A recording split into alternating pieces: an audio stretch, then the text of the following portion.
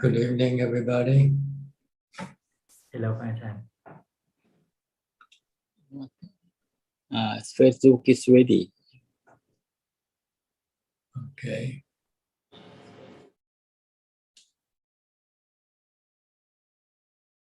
So our first member who entered the room is Felicia Chan from Malaysia.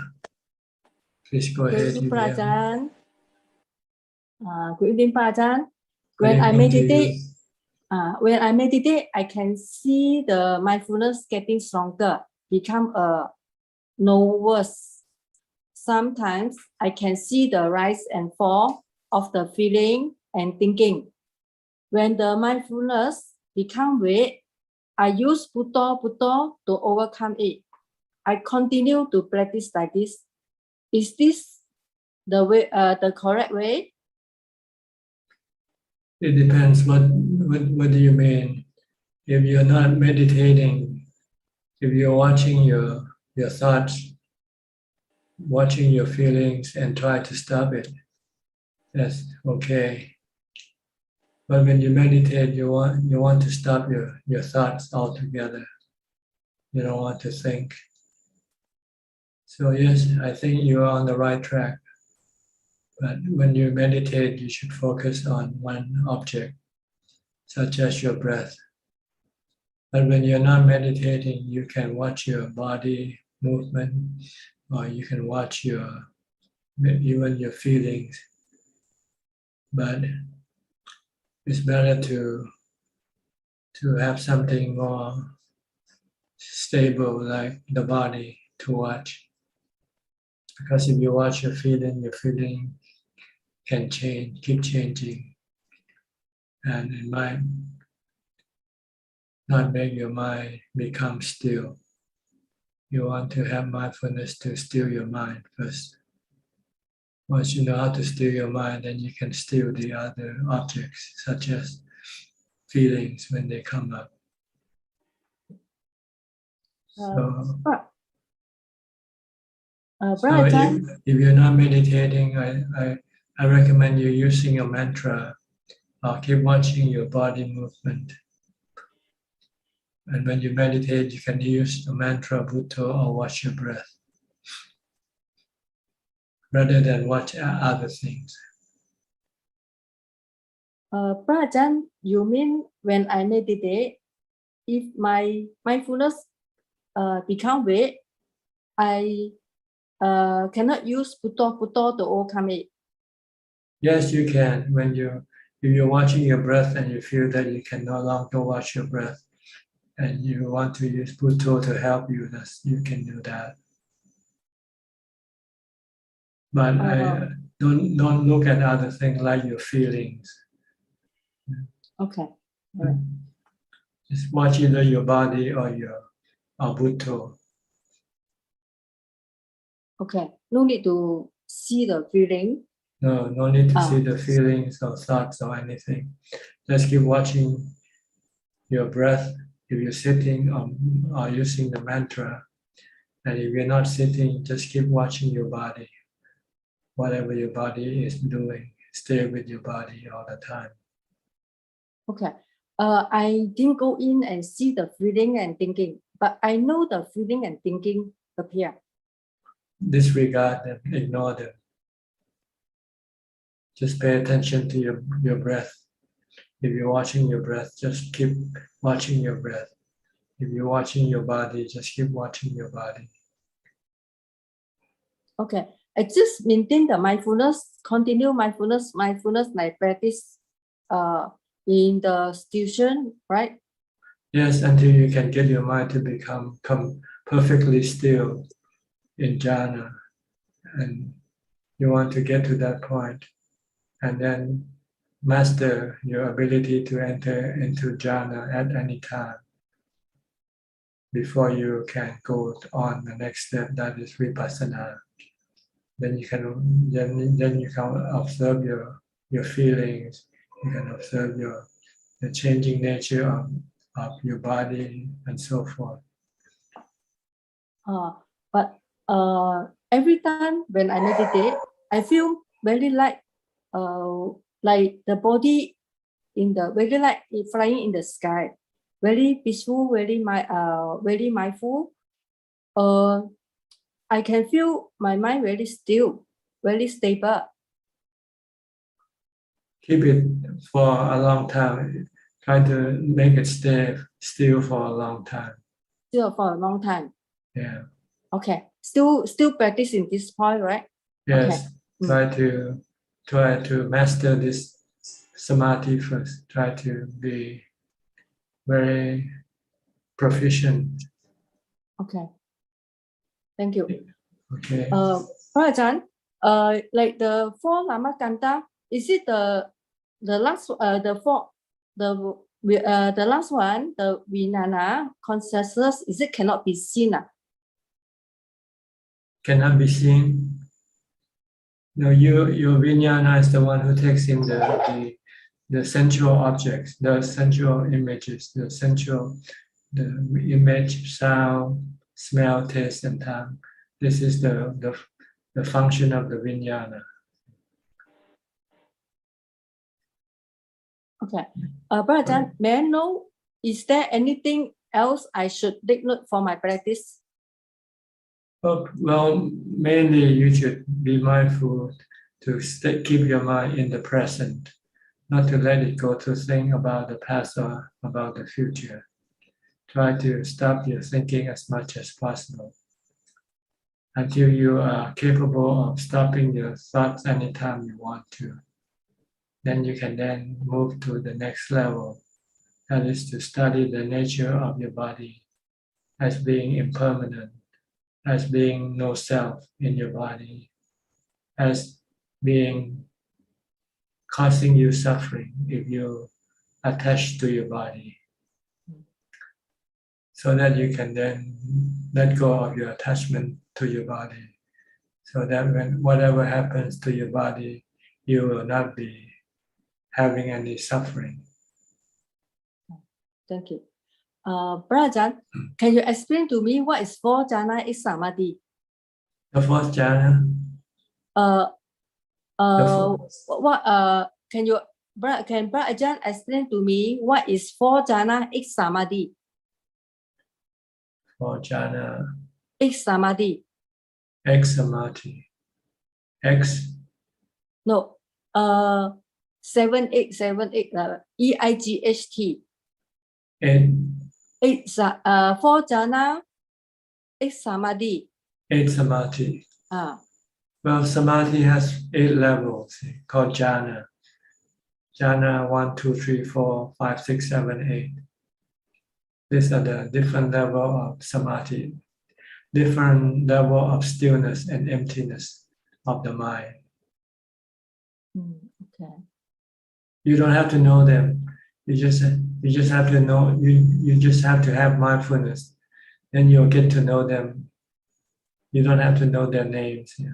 If you maintain mindfulness, your mind will become more empty and more still. And then you see the different level of jhana, different level of samadhi, that way. All right, thank you. Bhajan, I don't have food desire. I force myself to eat. You have to eat to maintain your body, like you have to fill in the gasoline for your automobile. Because without the gasoline, your automobile cannot operate. So when it's time for you to fill your body with food, you just have to take food, but you don't have to enjoy it. You don't have to eat overeating. You just eat enough to maintain your body. Okay, thank you. One more question, Prajan. I heard someone say, because like human life, so many problems, like our age is old. People say, okay, this life cannot reach to Sotapanna. People say must have a jhana, samadhi, or let go from last time. We go to heaven, no need to come back to a human life. Is it this one? Is it correct way? Because people say practice hard. Because cannot reach to Sotapanna. even though we reach Sotapan, we still want to rebirth again. But people say, if cannot reach Sotapan, at least have for Janna Samadhi, next life we can rebirth to heaven. No need come back to human life. This human life a lot of problems or virus, everything lah. People say like this. Is it right thinking or right way? Well, it's only half right in the sense that if you have jhana, you will be born as a Brahma in the heaven realm of rupa, of form or formless realm of existence. But this is temporary. It's not permanent. Eventually, you will have to return and reborn as a human again. The only way not to reborn as a human is to reach an anagami level. Then you will not be reborn as human being. Okay, because someone said this century a lot of problems in human life. Must have a for Janna Samadhi, rebirth to heaven, and then avoid these problems, everything lah. People say lah, but if go Brahma world, cannot meet Arahant. Someone also said cannot meet Arahant in Brahma world because Anagami in other place we cannot meet together. In Brahma world, we also not easy to practice Dhamma. In human life, we can meet Arahant. Some because different people said different things. That's why I also want to ask about is it correct or not? Well, the Brahma world you can enter by two methods. By the method of mindfulness, jhana. This is a temporarily stay. You cannot stay in that Brahma world forever. When your mindfulness become weakened, then your defilement will push your mind back to be reborn as human. But if you enter the Brahma world because of your attainment to the anagami level, then you will not return back as a human being, and you can continue on your vipassana practice to reach Arahant without having to have no other Arahant to teach you, because you know the way already. So you can do it yourself without having an Arahant. Once you become an anagami, it's almost automatic that you will become Arahant sooner or later. Like in Brahma world, next time past Buddha given Dhammatalk in human life, got the day my friend asked about this question, like angel or deva come down to listen Buddha Dhammatalk. Is it the angel or the deva from the Brahma world or from which heaven? From the lower level, lower than the Brahma world, called the Deva world, the central realm of central heaven. The Brahma world is essential, no sense, no sex, no desire, no sexual desire in the Brahma world. But in the world of the Devas, the heaven of the Devas, they still have sexual desire. So a different level of heaven. It's lower than the Brahma world. The Deva world is lower. And in the Brahma world, the Buddha can communicate. But in the Brahma world, the Buddha will not be able to communicate with those who enter the Brahma world.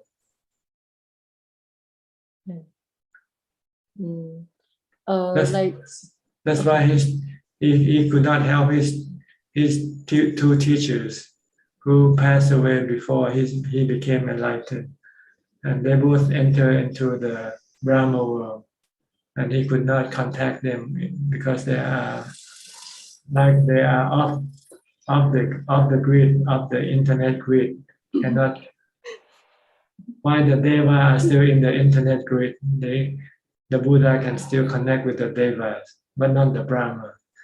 But the Deva who became an Anagami, they don't need the teaching of the Buddha anymore.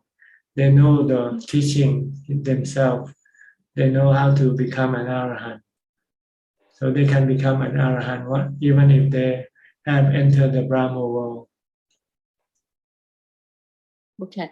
That means even though Brahma world also not easy to get Dhamma, not easy to impossible. You cannot get Dhamma from the Buddha or other Arahants if you enter into the Brahma world, because you disconnect yourself from the grid. You disconnect your phone, so no one can reach you. Okay. Some more. Okay. Like the past Buddha, is it any mention? Future, but one Buddha is what is it the name? I forgot lah. Is it the coming Buddha? Yeah, the future Buddha. There are many future Buddha, but they only come once in a long time. And there were many past Buddhas also. Yeah. But they all do the same thing. They teach the same. They teach the same message. So it doesn't matter which Buddha you meet. They are all the same. Yeah. They're not better or worse than the other. Yeah, because I want to because we get the wrong thing, wrong teaching last time. Do you know? I want to slowly digest the wrong thing. Last time we heard about Buddha mentioned that one Buddha in future coming, that Buddha, and then another Buddha also. And then sometimes we read the wrong book, we get the wrong information. That's why I lucky to meet Brother Ajahn Sujat. I want to make confirmation, and then is it the last time the wrong things? I want to throw all the rubbish. Okay. Brother Ajahn, I wish you long life, safe and healthy. I want to be a Sotapan because not easy to find a teacher. I still need Brother Ajah's guidance. You are almost there already. Just keep on practicing mindfulness for now. Okay, thank you. And try to get into Janna.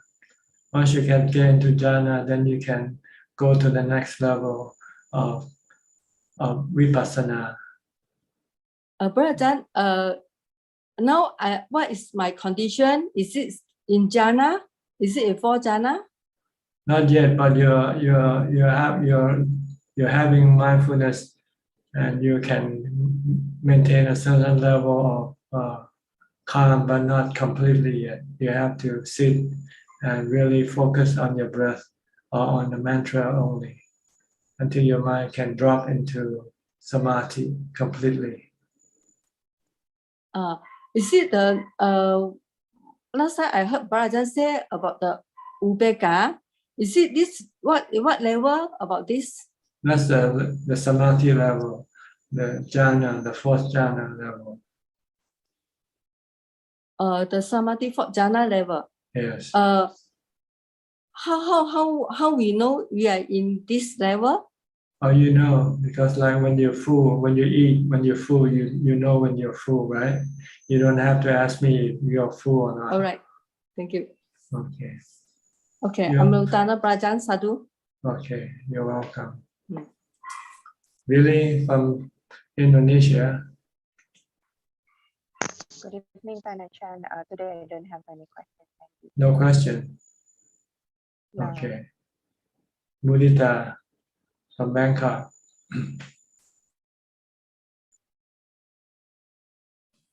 Good evening,ท่านอาจารย์. I have a question today. I would like to ask about the difference between Samma Titti and Samma Sankappa, and how do they connect to each other? Right view, Samma Titti is right view or right understanding. You can have right understanding and wrong understanding, right? Yeah. Sometimes I give you direction, you go here and then you turn right, but you have the wrong understanding. You thought I say you go here and you turn left, so that's okay. So you have to be have to understand what the Buddha mean when he say anicca, dukkha, anatta. Sometimes we say anicca is permanent instead of impermanent, right? Because when you see the body, you want it to become permanent, right? See, that's wrong view, wrong understanding. Right understanding is the body is temporary. It's gonna break down into the four elements one day, sooner or later. So this is wrong view. And next one, samma sankappo means right thinking or wrong thinking. Right. If you have right view, then you'll have right thinking. If you have the view that the body is temporary, then you'll keep thinking, I must not cling to my body. Because by clinging to my body, I will get dukkha. So this is right thinking. Okay. If you have wrong thinking, if you think your body is gonna last forever, then you'll keep clinging to your body. Right. And when you cling to your body, when something happens to your body, you will have dukkha. Okay. So right thinking follow right view, right understanding. And the way to get right view or right understanding is to study the teaching of the Buddha. Right. That's why you first need to study when you get to the point of vipassana. You can study parts of the Buddha teaching one at a time. If you're on the dana level, you learn how to give dana. If you're on the sila level, you learn how to keep the sila. When you're on the samadhi level, you learn how to maintain mindfulness and enter into samadhi. And once you get to the wisdom of vipassana level, then you learn how to develop wisdom. Right. But you need the Buddha's instruction so that you can do it properly and correctly. Right.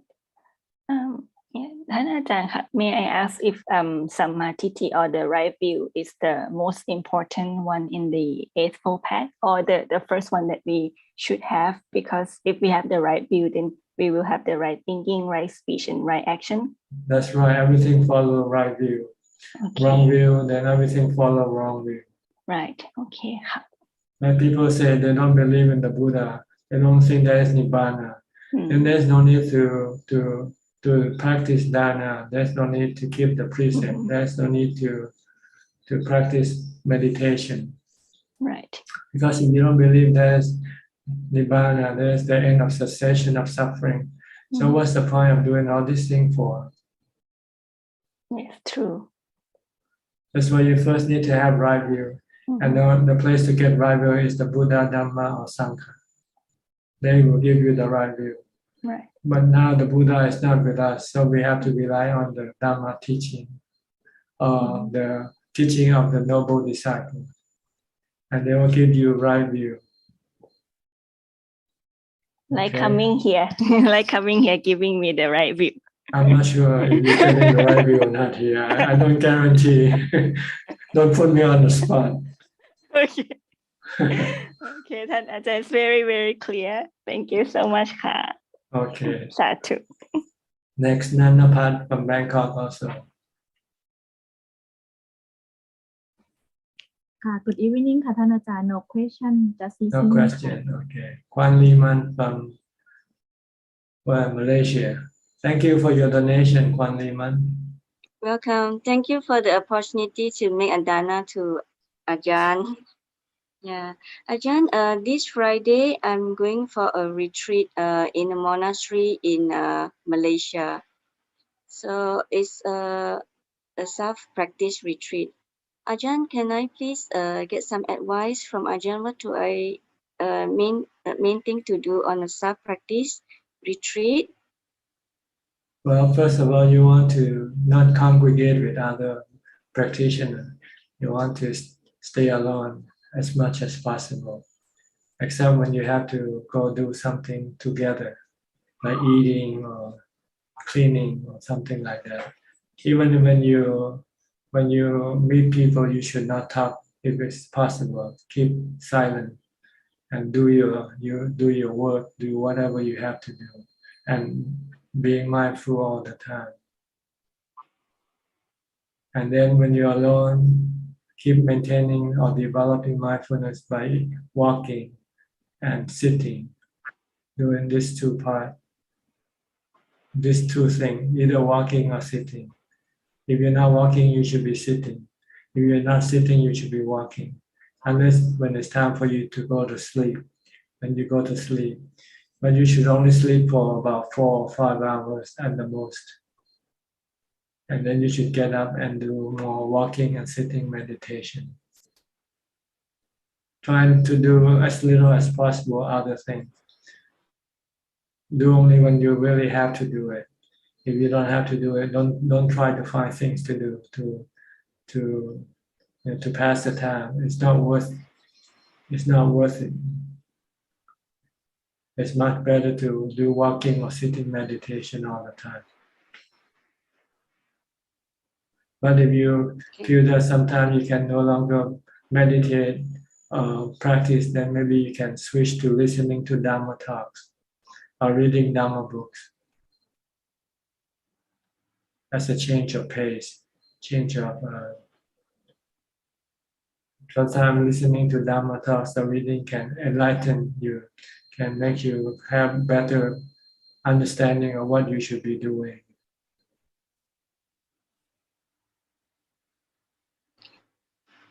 Thank you, Ajahn. How many days you're gonna be there? 3 weeks. Hopefully, I'll come back after Christmas if everything is okay. And you allowed to practice alone all this time? Yes. Maybe to join in some activities that they have, like chanting or morning that we have a group sitting last time. Yeah, and a very simple routine. Yeah. Try not to socialize. Try to avoid socializing. Not many people because it's actually closed for public, but I asked permission to go. Okay, good. I hope you find peace and insight from your practice. Thank you, Ajahn. Okay. Next, Aruka from Silver Spring, Maryland. Oh, your sound is not so good. Go ahead. I think your connection is not so good today. Oh, that is possible. That is possible. Yeah, I have no questions today, Tanajan. Thank you. All right. Then we go to Coxing then from Singapore. Oh, okay. Yeah. Good evening, Ajahn. Okay, tonight I have a question which was bothering me yesterday. Yesterday I was feeling upset over a remark triggered by one of my friend. What happened was this: my mother, she's staying alone with a domestic maid who is also her caregiver, and so I have 5 other siblings, brothers and sisters, but my mother is not staying with any of her children. So this friend of mine will sometimes when I'm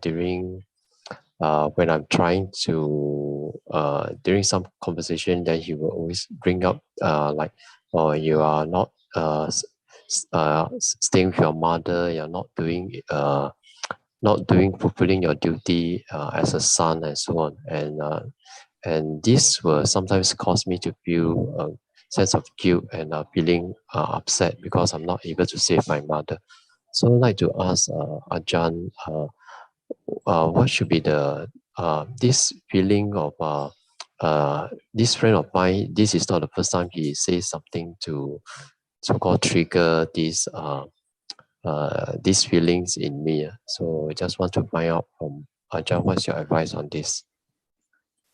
Well, you have to look what she needs. If your mother needs you to be there, then you should be there. But if she doesn't need you to be there, then you don't have to be there. See what I mean? If for some reason you're not able to be there and look after her, but you hire someone to go and do it in your place, then it's okay. As long as she is well taken care of, that's the point that we should look at. If she is well looked after, then either you're there or not there, it doesn't make much difference, right? So look after her as well as possible. If you cannot be there yourself, then you can hire someone to go and do it for you. Then it's okay.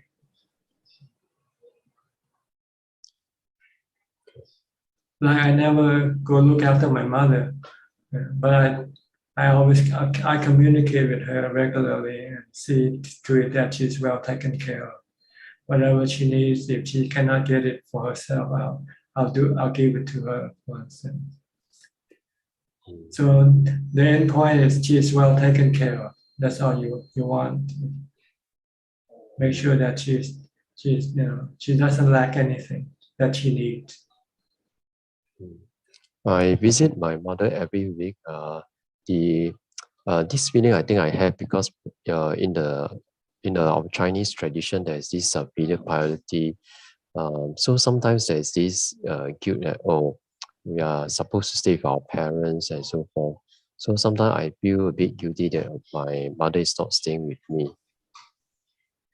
Well, it depends on the conditions and the situations, whether it's possible or not to be together. If it's possible, yes. Yeah. But sometimes being together can be counterproductive sometimes. When you're near each other, you can get mad at each other easily. But when you are apart, you seem to be more loving to each other than when you're close to each other. So maybe it's good to keep a little distance. Then you feel love for each other more than you feel hate. But it doesn't really. I think that the question here is to whether she is well taken care of or not. That's the only thing that she worry about. Yeah. Okay, then that's okay for the physical part. For the mental part, you might have to call her from time to time just to keep her to make she feel that she's not forgotten or something. Or from time to time, you might visit her or take her outside to go someplace to do something together.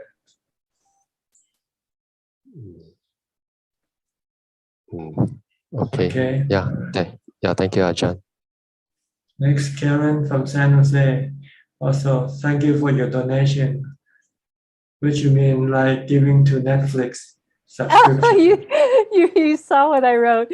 Yeah, well, the big challenge was I can't give very much right now, and my bank wanted a huge fee, more than I could afford to even give, and I finally took the time. Monica actually inspired me. You could die tomorrow if you wait till you have more money.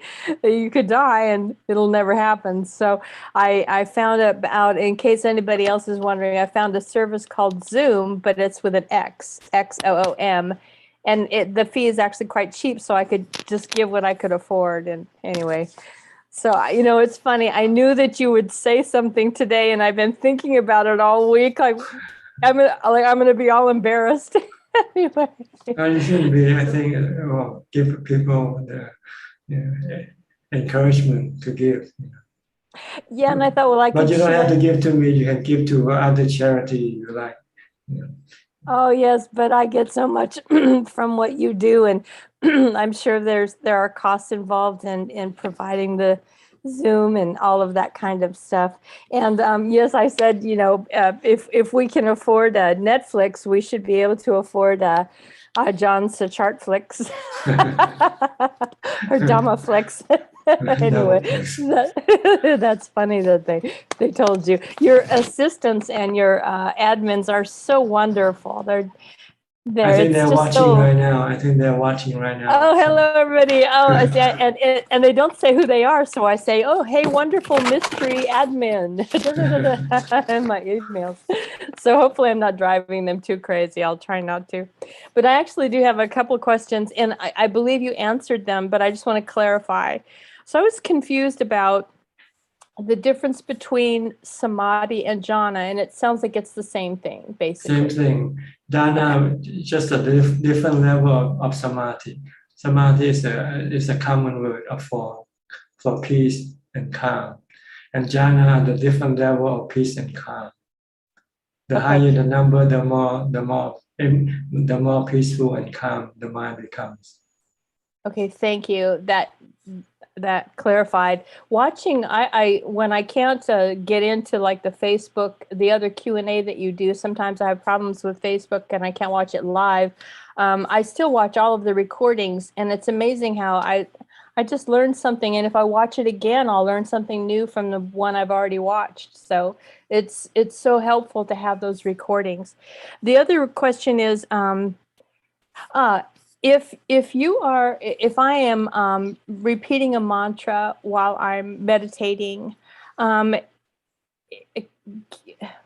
if I'm not thinking but I'm repeating a mantra, can I get into samadhi while repeating a mantra? Yes, if you just keep concentrating, focusing on the mantra, and without allowing your mind to go think about other things, eventually your mind will sort of get into samadhi by like falling from a high place. That actually happened to me this last week, and it was so nice. And then I thought, oh no, I got all excited. And then of course I came out of it like, oh my goodness, this is so cool. And then you lose it, right? Yeah, you lost your mindfulness. You lost your mindfulness. And I knew right when I'm like, oh no, I'm going to lose it. There it went. Anyway. But once you know, you can always go back in again. It was exciting. And then I thought, well, okay, I don't want to get all upset that of course that's not going to happen all of the time. But okay, that helps a lot. Thank you very much. That's all I had. Okay, the next time when you meditate, don't look at the result. Keep focused on your mantra. Forget about the result that you had experienced the last time. Sometimes we end up wishing or hoping to get the same result without doing the mantra. Yeah, I was thinking it's kind of like learning how to play an instrument. You know, you're not going to become a virtuoso in 1 week just because you know that you want to be one, right? That's right. Okay. Thank you. Okay. I hope you can join the Q&A on Sunday. I'm going to try again, yeah. I think it might be my Facebook settings. I have a lot of privacy settings, and I think it makes it so that I can't participate. So I'm going to have to look at that again. Okay. All right. Next, Belinda from Singapore. No question for now, Ajahn. No question. Okay. Gavin Danapong and Vancouver, Washington. Hello, John. I don't have any questions today. Thank you. Okay. Yok Bay from New York.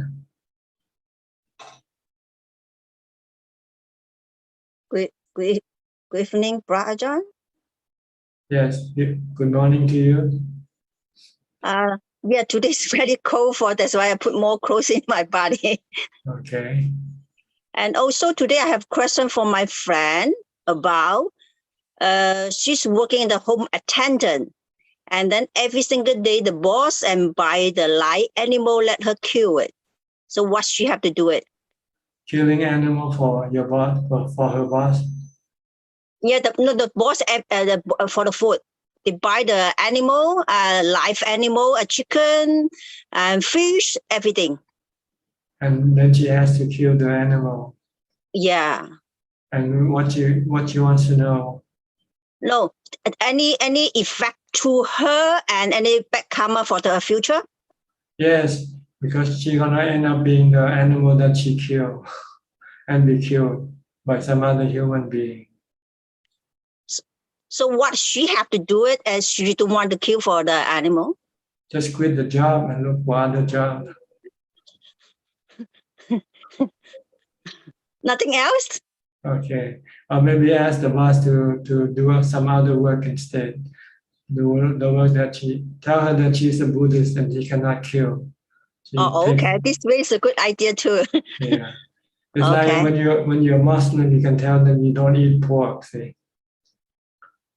Yes, So a good thing to get. you can tell other people that you are Buddhist, so you cannot kill living beings, whether human or animals. Yes, it's good way, yeah. And next thing is,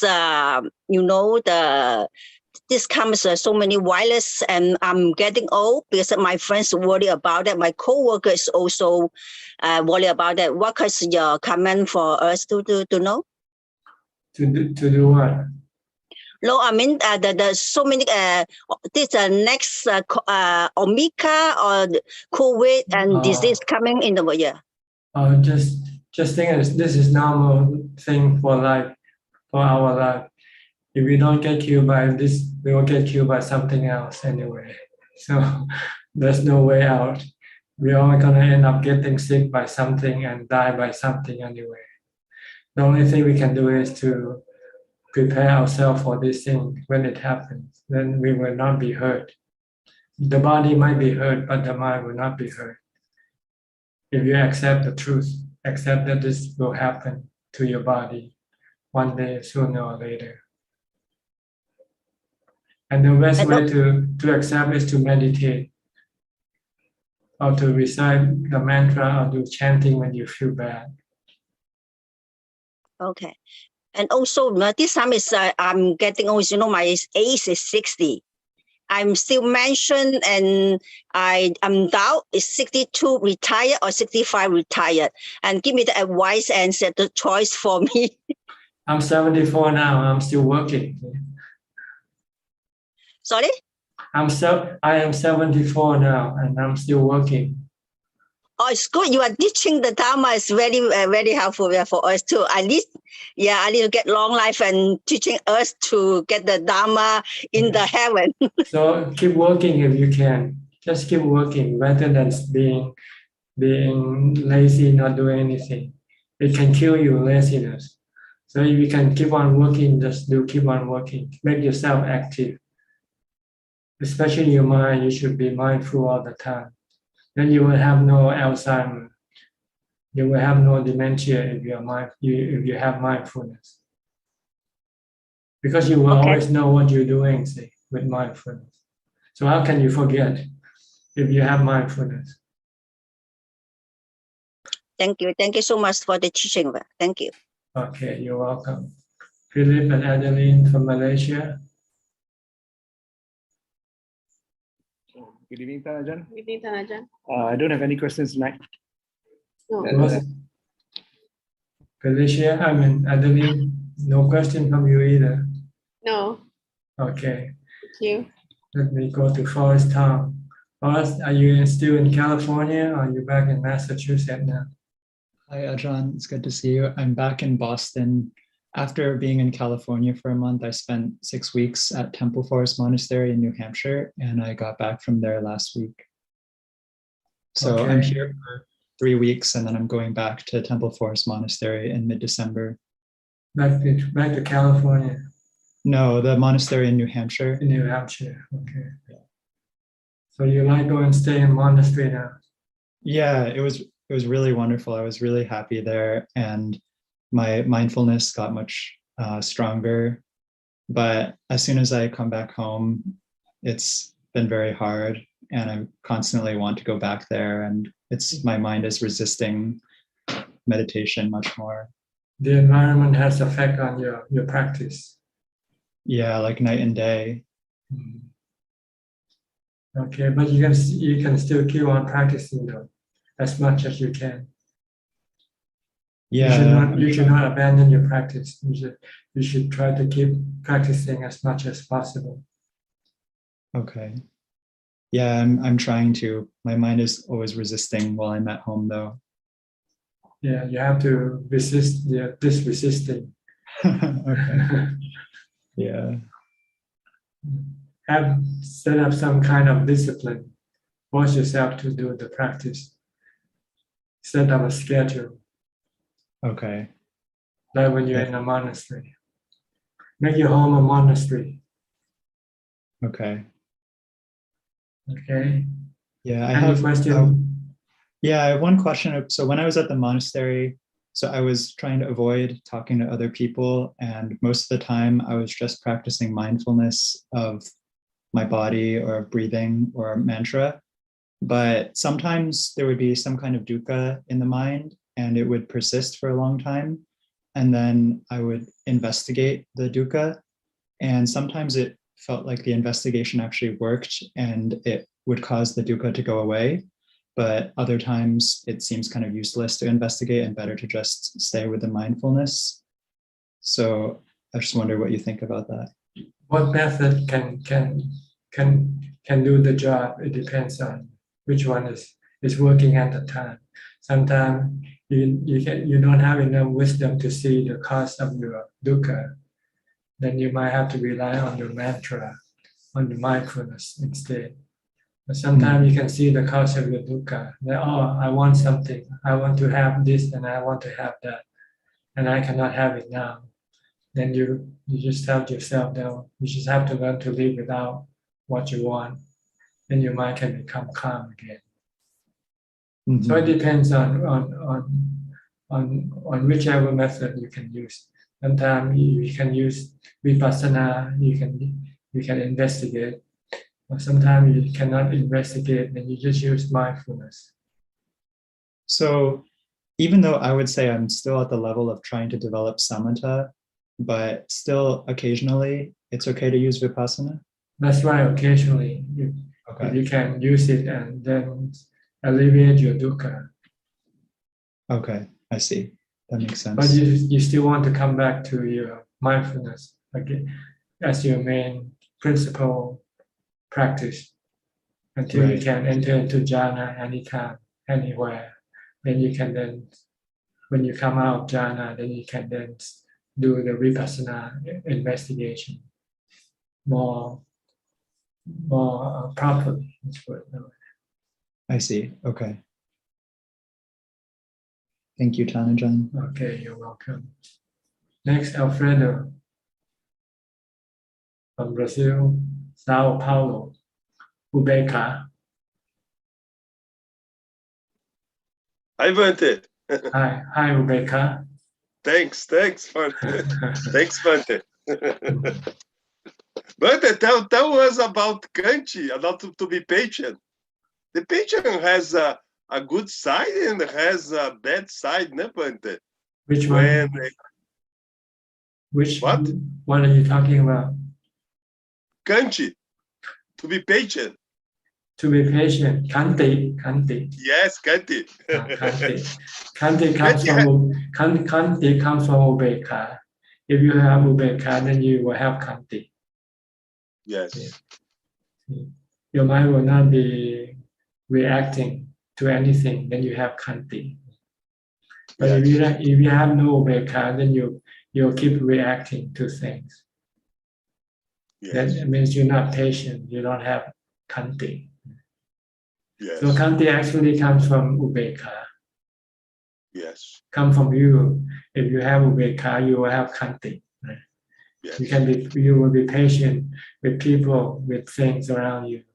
You won't get mad at them or anything. Yes. But if you have no Ubeka, then you will get you can get easily angry when they don't do what you want them to, what you want them to do for you. Yes. So try to practice mindfulness to get into Ubeka. Yes. But this is a temporary Ubeka with mindfulness. If you want to have permanent Ubeka, then you have to have vipassana. You have to see everything as being natural phenomena. Everything is like the sun and rain and wind. You cannot do anything about it. They come and go as they like. Look at them as. Right. Look at them as anatta. Yes. Then you will always have ubeka. Because you know it's pointless to do anything to react to them in any way. They won't do what you want them. They won't do what you want them to do for you anyway. Then you don't expect anything from them. Yes. Okay. Okay. Kanti is a summatory. That's the teachings, né, Buddha? Né, Bante?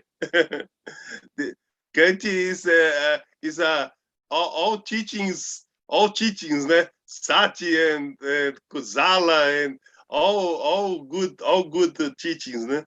Yes, the Buddha's Kanti is the burning, the fire that burns all the defilements from your mind. Kanti. Yes. You need Kanti to burn your defilements, to resist your defilement. Without Kanti, you will not be able. You will succumb to the command of your defilements. Yes. So Kanti and Upekkha are the same thing. Yes. They are the same thing. But the Buddha used the language under different circumstances to make people understand better. But they all come from Upekkha. Yes. Once you have Upekkha, you have Kanti, you have loving, you have Metta, you have Karuna, you have Mudita also. Yes. So in Farjana is more easy, né, Bante? Huh? In Farjana is more easy to have Upekkha. Okay. Okay, right. Bante. Okay. Next, Dave Yenso from Penang, Malaysia. Good evening, Tanajan. Yeah, I'm listening. No question today. Yeah. Okay. Gary Singh from Singapore. Good evening, Tanajan. No questions for me tonight. Thank you. Okay. Siddhartha from Indonesia. Good evening, Tanajan. I don't have any question today. Thank you. Okay. Alvin Lee from Malaysia. Good evening, Tanajan. I don't have any question today. Okay. Sri and Jack, your turn from Vancouver. Tanajan, Hello, Tanajan, good evening. may I say sadhu to Karen Ajahn Okay. for wonderful good deeds. Very good. And I love her comment about Ajahn Shuchat Flix. Instead of Netflix. Dhammaflix is the Dhammaflix. Dhammaflix, yes. I want the subscription, Ajahn. Anything today? Yeah. Tanajan, when we talk about mindfulness, so it's a mindfulness like we need to have the ability to stay like with the objects, either like breath or either mantra. Yes, and to then focus on there. stay focused on one object, to prevent your mind from wandering, thinking about other things. If you have no mindfulness, then your mind can just drift and dream, daydream, thinking about this and thinking about that. And this will not make it calm or peaceful. So you want to stop it from wandering. So the ability to stop it from wandering, like to bring our mind back to the present, like objects, that's also right. part of the mindfulness. That's right. If you can stay in the present, that it means you have mindfulness. Strong mindfulness, let's put it that way. If your mindfulness is not strong, then your mind can still pull away and go think about the past or think about the future. Think about that person or this person. Yeah, so during the meditation, I mean, we are fighting, right? Constantly fighting to bring our mind back. Right. To stop it from wandering, to stop it from going all around. Yeah, okay. It's like we are going to build. So you need something to tie it with. So you need a mantra to tie it, or you need the breath or something. Yeah, but sometimes we still lose it.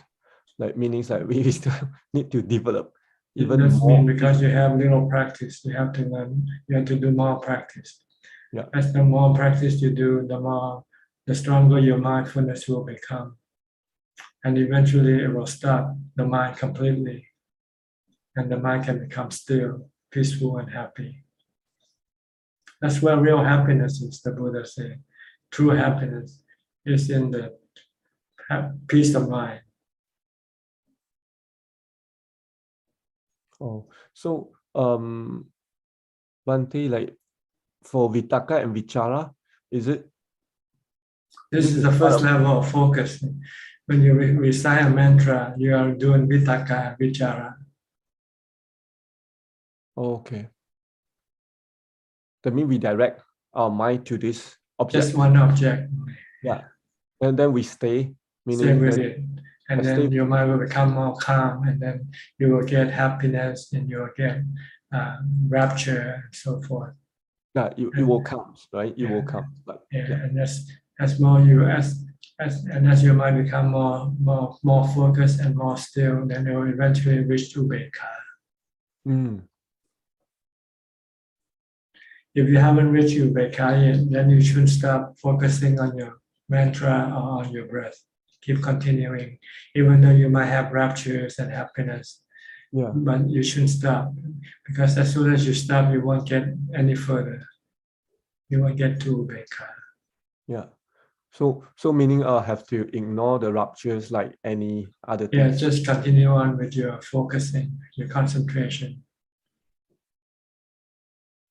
Okay. Yeah, I think that's all for me. So, Tan, can I please clarify? When you say stop, it means like we are enjoying the joy and then forget about the breath. Right? That's right. Yeah. Okay. That's what usually happens when you have something come up. Then you switch your attention from your meditation object to whatever comes up. Sometimes there are images or something. I don't know, whatever that can come up, and then will distract you away from your concentration. So you should bring the mind back to your meditation object. Okay. But if you're happy enjoying the breath, it's okay. Like, yeah, but you have better waiting for you, better happiness.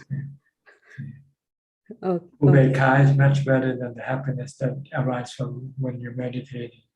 The happy feeling and Upekkha is a little different.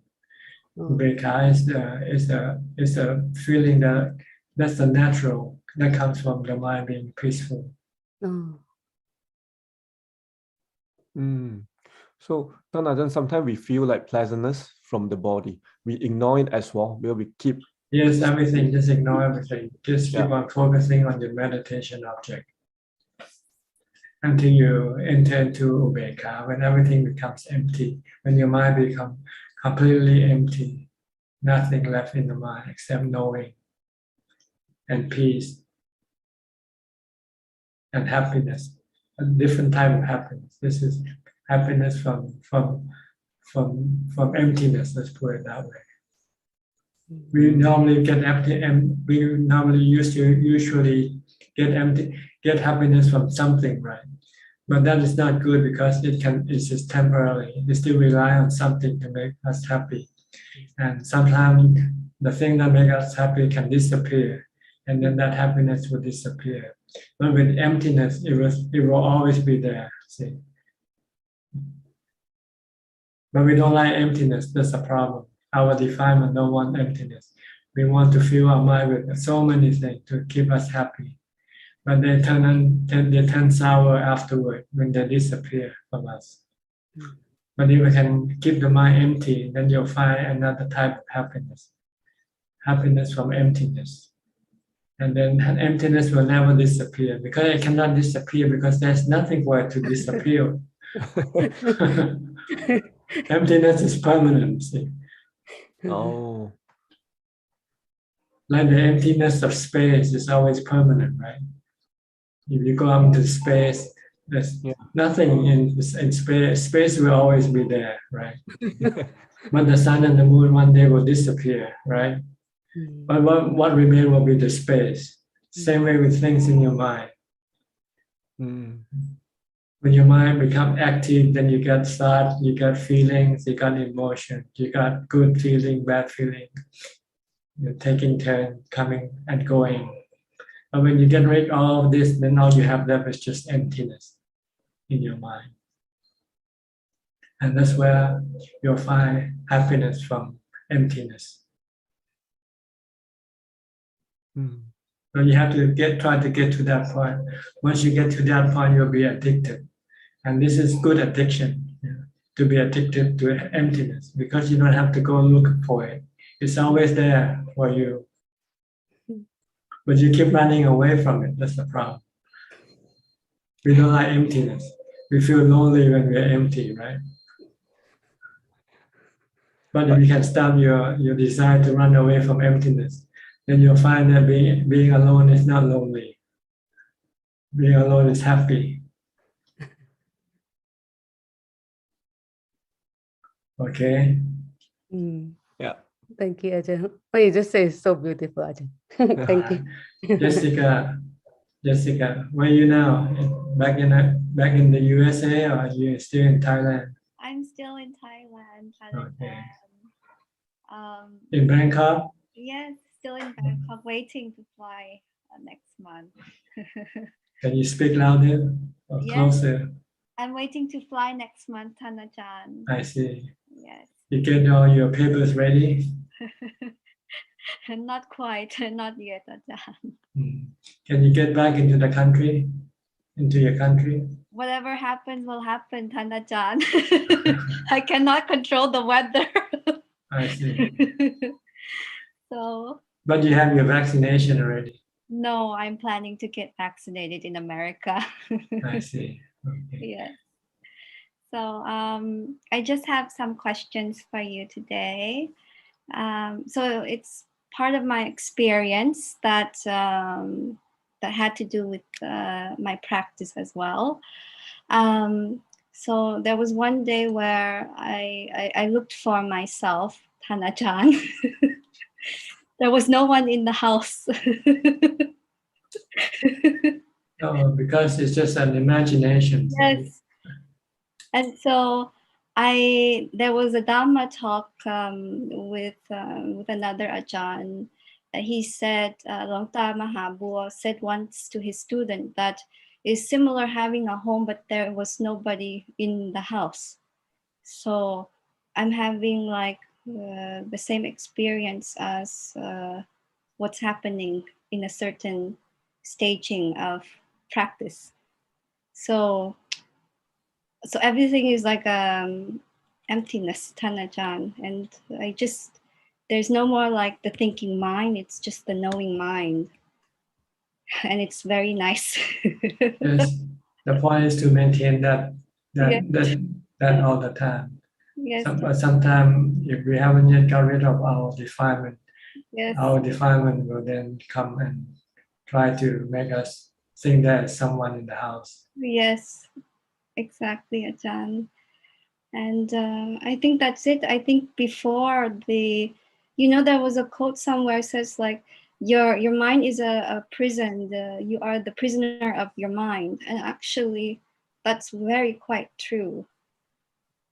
That's very quite true. Without any attachment, it breaks all the barrier of the thinking mind, and I understand why I practiced for so many years to get to now. So, and thank you for your teaching as well. And I'm planning. You're only halfway there, because you get there by mindfulness. Yes. Now you want to maintain it by using vipassana. Yes, of course. Keep reminding you that there is no self.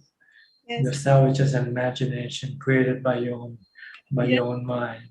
Yes, and outside as well, Thanajan. Everything is the same. There's no self in everything. Sabbe Dhamma Anatta. Yes. So, and thank you always for your teaching. I always go back to all your teachings, even though I'm not joining in the live. Okay. All right. Good luck to your return trip. Yes, I will be coming to see you before I leave, Thanajan. Okay, you have to come in the morning. Yes.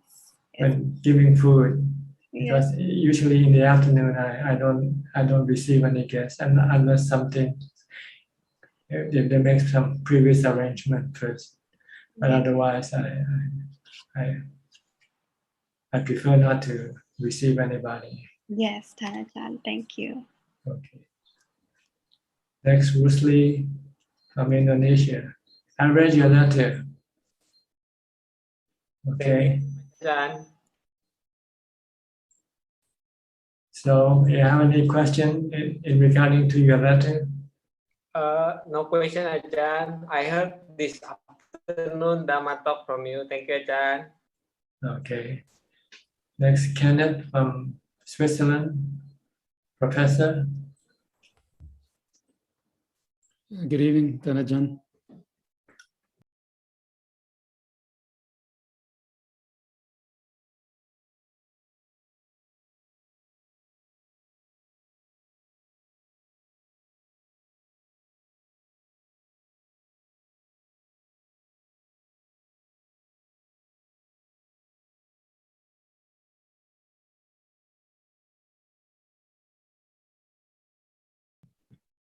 Just finished your teaching? Yes, I've just finished. So now I'm in the classroom.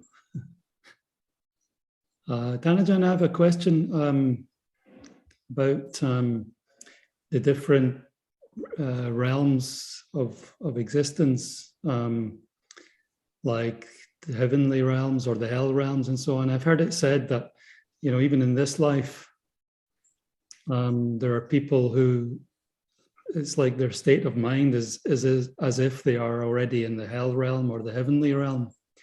So could you comment on that, Tanajan? Whether Yes, these yes, yeah. yes.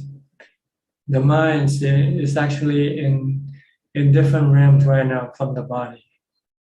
The body is in the physical realm, the realm of the four elements, the earth, water, fire, and wind, which create this body. And then the mind is in the spiritual realm. And the spiritual realms have many different levels, depending on the karma performed by the mind itself. So when we are at birth, the mind is at a level of human because the good and bad karma are about the same. The bad karma cannot pull the mind down to a lower realm of existence, and the good karma cannot pull the mind up to the higher level of realm of existence.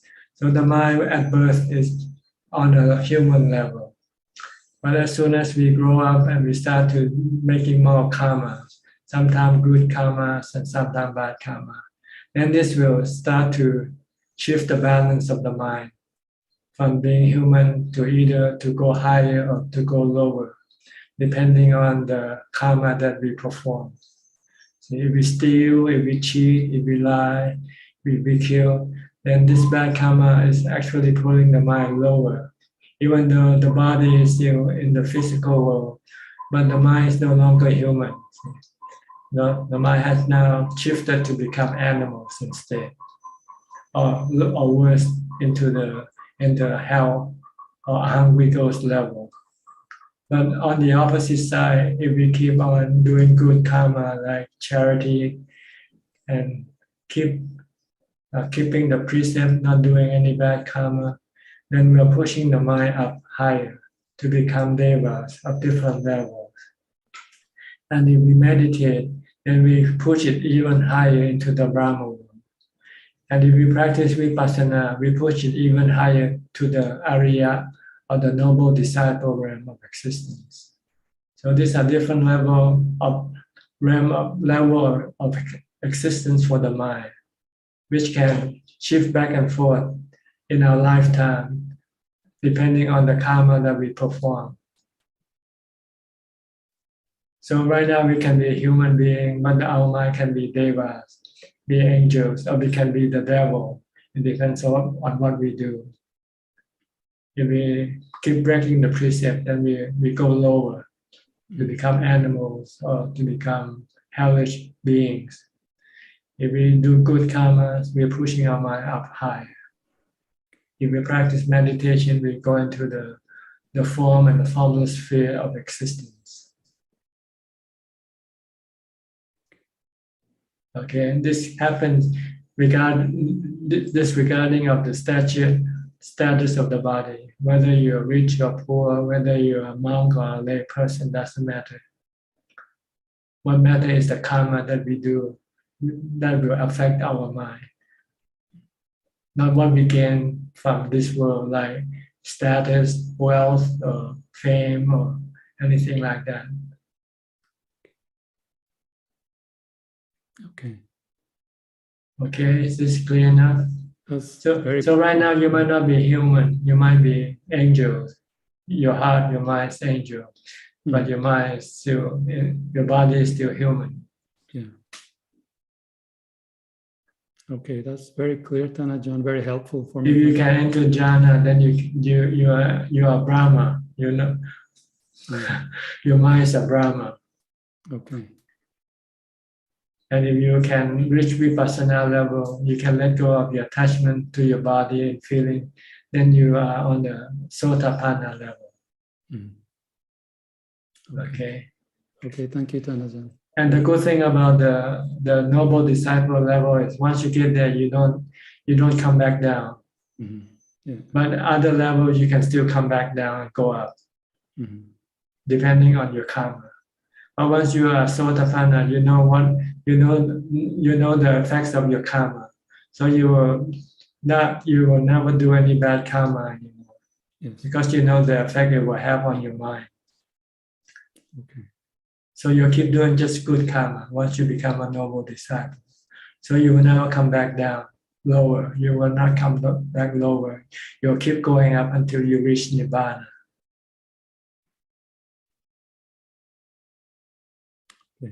Okay. Thank you very much, Tanajan. All right. Thank you. B. Ravin Chindapon from Bangkok. He used to study in England, in London. What's the school?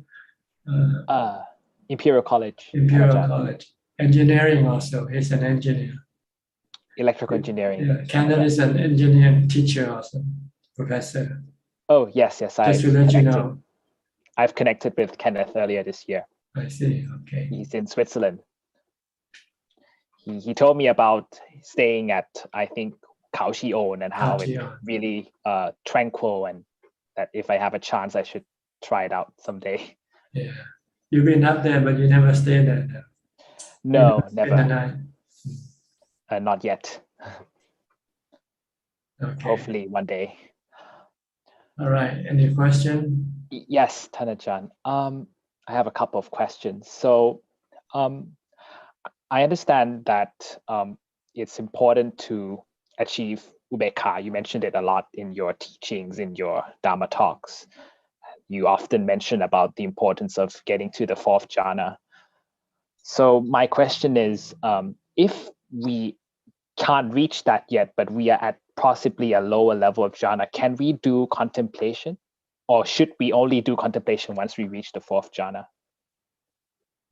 Well, when you do jhana, you don't do any contemplation because they are counterproductive. They run against each other. Because when you do contemplation, you have to think. And when you try to get into jhana, you have to stop thinking. So you have to ask yourself what you want. You want jhana or you want contemplation? But your contemplation is useless because you don't have ubekkha to support your contemplation. And you will not be able to stop your defilement without ubekkha, even though you know that this is bad for you. But you will not be able to stop your defilement, your cravings,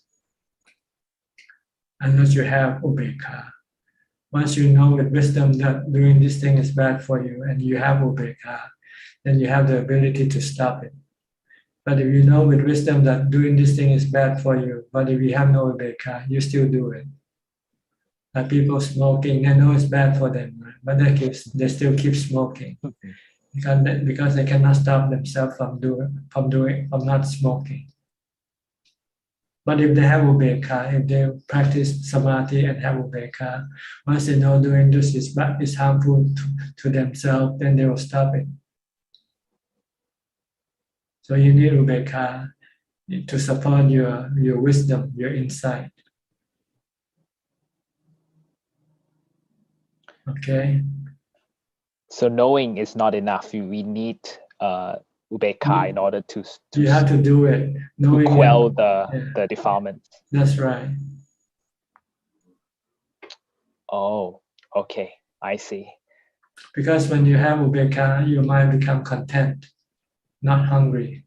So even though by habit you might used to like to have something like snacks or something like that, and then with ubeka, I say I don't need to eat, and eating too much is bad for me. So you can stop eating. You can stop overeating. Yes, that's true. I recall now. I think in our last talk you mentioned not to desire for food, but just eat for the sake of keeping the body going. That's right. It's like filling up the tank for your car. I remember when Thanajan said that, oh, just tell the waiter to bring whatever. Don't order something from the menu. It's always tempting when you get to choose and you just go, do I like this more? Do I like this less? And then you do it subconsciously. I've tried to think about what you said, and it's really hard to resist. It's always tempting to eat something that I like. You can order the food that you like, but you should mix them up before you take it into your body. Order everything that you like and put in the same bowl and mix it all up. Because they will be mixed in your stomach anyway, right? Sooner or later. Yes.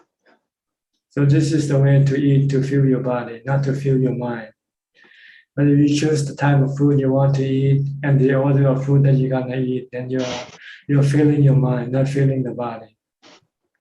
Filling your defilements, feeding to your defilements. So we want to stop the defilements. So we should reverse the order. We should mix up all the food. So then there is no order of taking the food into your body. Then you're starving your defilement and you're filling your body. Yes, there's a clear difference between the two, but because my mind is deluded, I think they're the same thing. Yeah. So you do both. So you feed you feed your defilement when you feed your body also. That's why your defilement never disappear from your mind, because you keep feeding it. You keep looking after it. You should stop looking after your defilement. You should kill it. Stop it. That's why we need samadhi to do that. And also the wisdom of the Buddha to teach us how to do it, like eating. So the Buddha teach monks to put food in a bowl and mix them all up and before they eat.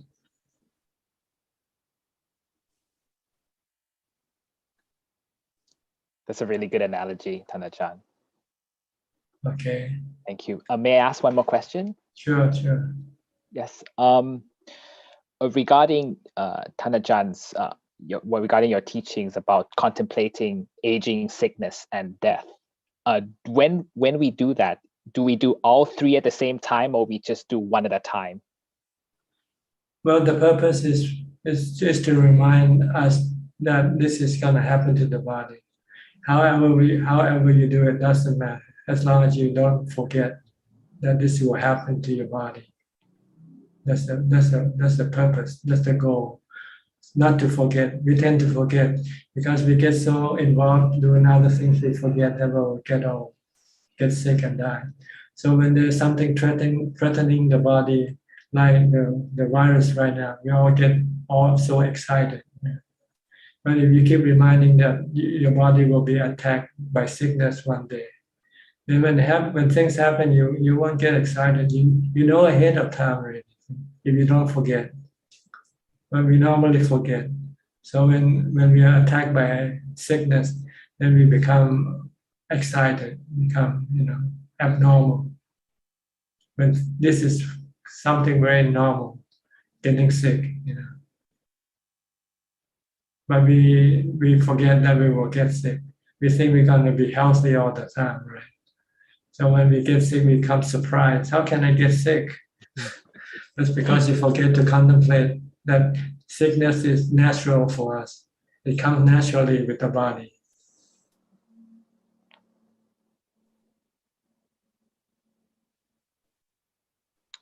I see. So that The Buddha said that once we are born, we are subjected to aging, sickness, and death, which come naturally to us. They are natural to the body. But we keep forgetting because we keep thinking about other things, keep thinking about accumulating happiness from wealth, from status, from possession, so forth. We forget that we will get sick one day, we will die one day. So when we are close to it, then we become excited. And this is what binds us to the cycle of rebirth. Yes. Is it? Because we keep going after things by using our body. We need to have the body to satisfy our sensual desire. But if we know that this body will not be able to support our sensual desire forever, then we might look for other alternative way of making us happy. And the alternative way is to meditate. Once you meditate and you get into jhana, then you have a different type of happiness. This kind of happiness doesn't rely on using the body to get us the happiness. So then we can don't need the body once we can have happiness from jhana, from stilling our mind. Then eventually we can stop using the body forever. Then we don't have to take rebirth because we don't need to buy a new body. Now, if you don't have to travel anywhere, you don't have to go anywhere, then you don't need to have a car, right? But as long as you still have to go someplace, then you will then need to have a car to take you there. But if you can stay at home and don't have to go outside of your house, then there's no need to have a car to take you outside to go someplace. Same way, when you can stop your craving for sensual pleasures, then you won't need to have a body. Then you won't take birth in the human realm, but you will still take birth in the formless and form realm of existence, because you still rely on this samadhi, peace of mind as your source of happiness. Even this, you will eventually have to relinquish and let go before you can get into Nirvana, full emptiness, real emptiness. So samadhi from jhana, form and formless realm, is still considered a very subtle form of craving. Yes, because the realm of existence, these two realms of existence, is still impermanent. And by being impermanent, it can cause you dukkha when it disappears from your mind. So even this, you will have to relinquish. First, you relinquish the happiness from the body, from using the body. Then you will then have to stop using happiness from jhana. And just keep the mind normal, like right now, but having no desire for anything. Then you will always be happy, because what causes you not to be happy is your desire. Oh, I see. So even beings in the Brahma realm actually still have desire. They're not completely free from everything yet. They still have desire for the Brahma realm. They want to remain in the Brahma realm forever.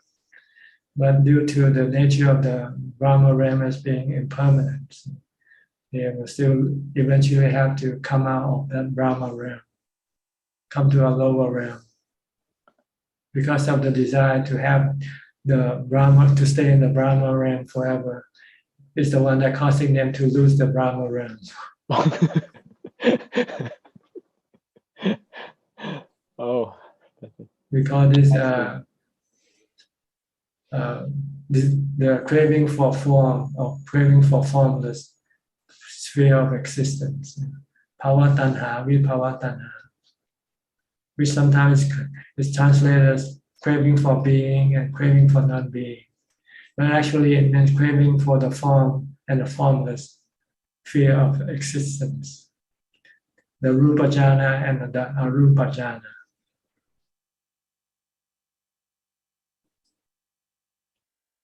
Okay. Okay. So Brahma realm is impermanent, but Sotapanna and the noble disciples are permanent. They are permanent, but they're not yet complete. You have to go until you get to the Arahant level, when you get complete emptiness, when you have completely relinquished everything, getting rid of all your cravings.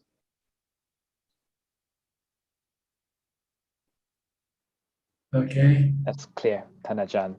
Thank you very much for your insight today. All right. Thank you. Next, Aruka from the Netherlands, Brazilian living in the Netherlands. In the Netherlands. Are you still consider yourself Brazilian, or you are Dutch now? I don't know anymore, teacher. That doesn't matter for me. Every time I try I get out from Facebook, then Facebook gave me a name like Alex Haro. He makes it out of nothing, and then you said when you first noticed it, you said that's a weird name. But it is like this with me. It's not so important anymore. You know, I really feel like that. I live in a land. My life, I always moved since I was born with my father. We lived in 23 houses, different. He worked in a bank, so he have to check those times was he have to inspect. He was inspector. I see. And so I learned always traveling and never stop it. So and so I lost identity in that sense. So I once told the teacher, she tried to classify, and was a psychology in art, was in my mastery in Brazil. And then she tried to classify the artists. Artists are crazy, artists are this, artists are that. So she gave a list to us.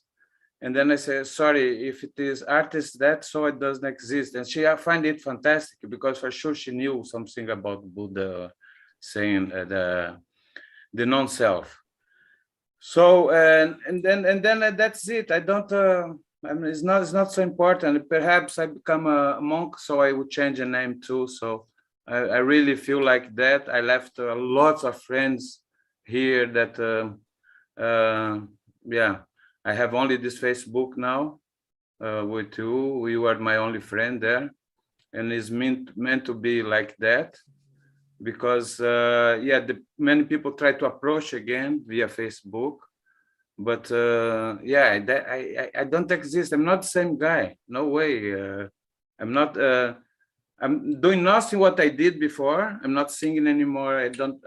I'm not making art. I'm not. Less and less I look my image in the mirror, you know, to see if I am attractive or something like that. So still sometimes coming up, some of my yeah, the bad guys sometimes come up, and I can see how bad I am. So I come home, I'm not satisfied with what I did, but I know it's like this. The ways to go to the monasteries, and yeah, there are people too, but with a teacher we will ground it better, and further practicing all the day on. That's what I'm doing now, practicing all the day on, walking or sitting or laying, or yeah, I still have to make my food, so it's not so important whatever I am. I don't care. I really don't care. I hope to get a new name and be forgotten later. My name in art world, I became famous, international, but I don't go behind it. I don't care. It's difficult to find, and I don't care. I have lots of art object here. I don't know what to do, and I don't care. really. But for you, you can call me, Alex. Yeah. I made this yesterday. The skeleton behind you? No, the skeleton is me in the future. You said I'm teaching him to train, meditate, because even when I die, I want to go on with meditation, you know. And this one, I took the eyes from those lovely things, and then you see that it's just surface. You see? It's just like a mask. Yeah, it's just because we see everything we form inside our minds, so it's only about light. You have the aspect of the sound also, the vijnanas, but the light, it forms inside of the concept we create. But it's just a surface, like a painting. When I paint is if I paint a pipe, that it's not a pipe. I cannot use that to smoke. It's just an image of a pipe, right? So it is. We have to stay in the surface. I think it can help us to understand that it's happened at same time, outside, inside. But actually, the picture is inside our mind, and so when I took the eyes out from the pictures, it took the character, and it's just a leaf. How say? It's a surface. It's just like a two-dimensional. It's no consistent. It lose because we add the character to it. Then we add personality, and then we think it exists. But if you merely see the reflection of it, if I take my eyes out from a picture, there is only there is no personality anymore, and so I can forget about myself easier.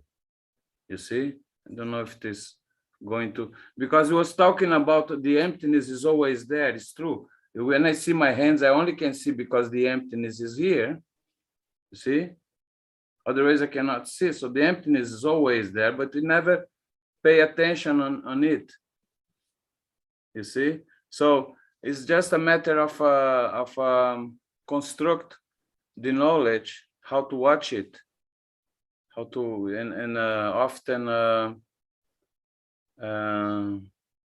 yeah, with art we do by practicing, making objects a lot, constructing the image, and then and by meditation is to deconstruction.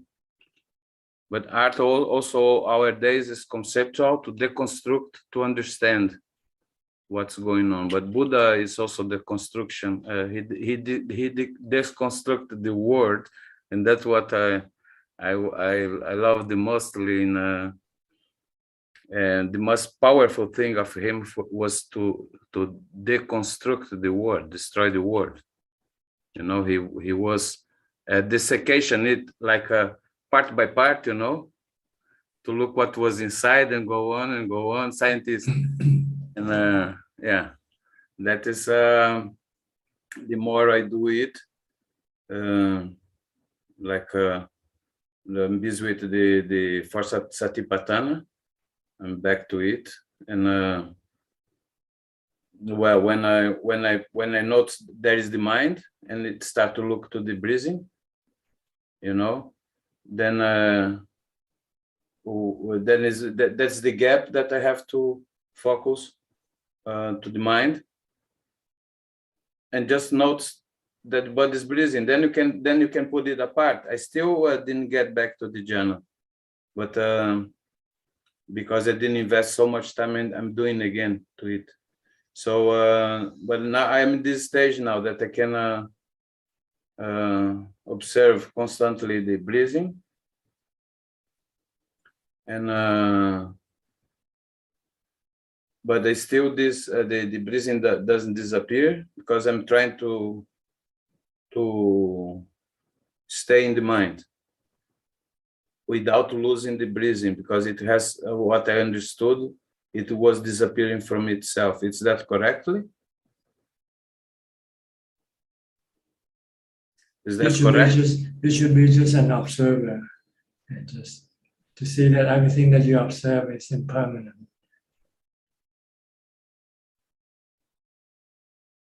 I mean, you mean when we are when we establish the breathing, that we don't, that the thoughts don't come anymore, really thoughts, and then I feel some kind of wave that I am in, and that I start to look to breathing, and then I feel it's not really me, it's somewhere else. It's kind of separation. Is that true feeling? Yeah, you want to separate the mind from what the mind observes. The mind is an observer, and everything else is just the objects of the mind observation. That's the correctly way to do that. Yeah, just to see that they're constantly changing. They rise and cease. They come and go. They are not under our control. Without to try to just observe it, without to. Yeah, don't need to try to paint a picture or tell yourself what they are. Just to know that they are all temporary. They are constantly changing, moving, rising and disappearing, and something else replace it. Something else replace one, the other. Yeah. So they are like droplets of rain that falls from the sky. They fall and then they disappear into the ground, and then you have new rain coming down and fall again to the ground. Just observing everything is just natural phenomena. You mean, Ajahn, that while we are while we establish breathing, that the thoughts don't come anymore, then we can stay breathing in and breathing out, observing it without. See, when we do meditation, we are training the mind just to be an observer. Once we can make the mind just being an observer, then we just observe things and don't have to do anything to the things that we observe. If we have the insight to know that there's nothing we can do or change things that we observe anyway. Just notice it. Yeah, just know and let them be. And natural, it come more and more often. Then the mind will have no stress, no strain, no depression, nothing. The mind will just be really empty and peaceful and happy. seeing everything comes and go, even the body. And the body comes and eventually it will go, right? Yeah. Okay. Yeah. Right now, I do with somebody who should pay me, he don't pay, so I start to have bad feeling. Then I know maybe it's my karma, because I did before black money by playing without paying the government. So I take it as a karma. So then I relieve it. Then so I'm using it as a monkey still, because then I get happy because I'm using the knowledge that I learned from Buddha, but still not in the it's still a lot of logic inside. When what you tell me is not just notice it, okay? Just okay. let go. The Buddha say just see and just merely see, just merely hear, just merely feel, just observe. Don't have to do anything to everything that you know and see. Don't have to ask why or what, so forth. They all come and go. Look at all the things that you have passed from the time of birth to now. So many things came and gone out of your life, right? Yeah, if you start to think, you get cuckoo. You cannot think about this. You just have to notice it, and yeah, it's true. Yeah, you don't have to know why are things like this? Why are people like this? That's because this is the way they are. That's what you have to know. then there is really no question if you understand the nature of the world. But if you don't understand the nature of the world, we'll keep asking, how come it's like this? How come it's not like that? That's because it's the way it is. Yeah.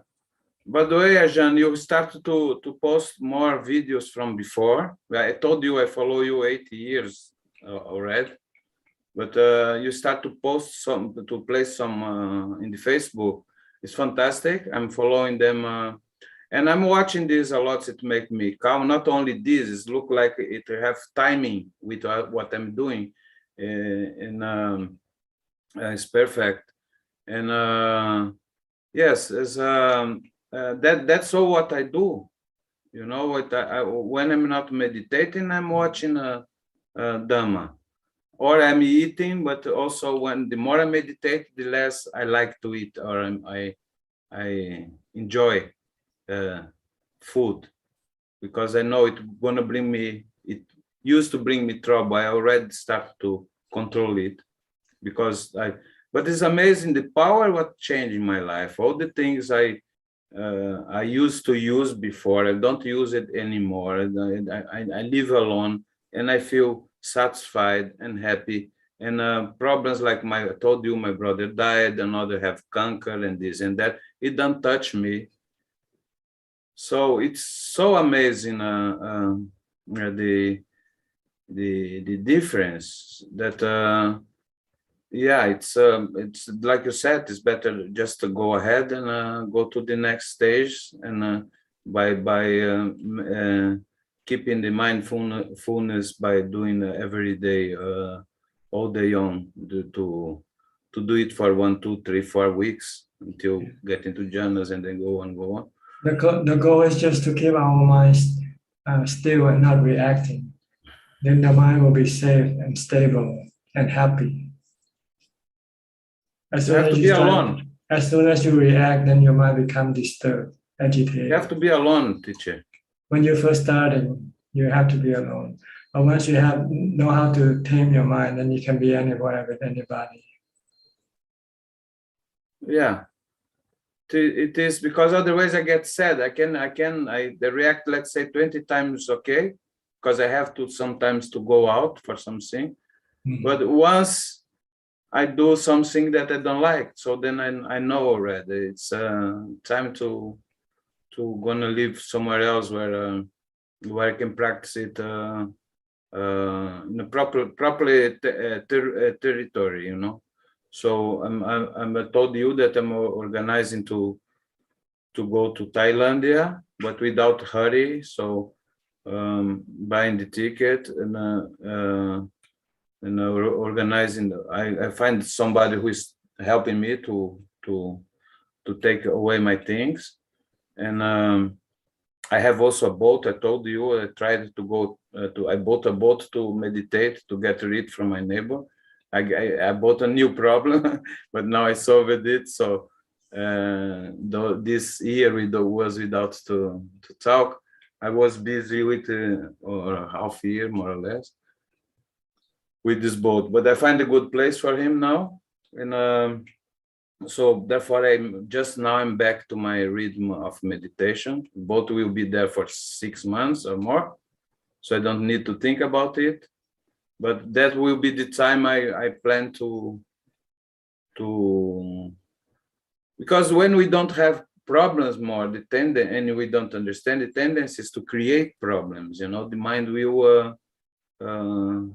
That's what I noticed. I have had fantastic time, and after this I was very agitated because something changed my structure here. Now I get it back.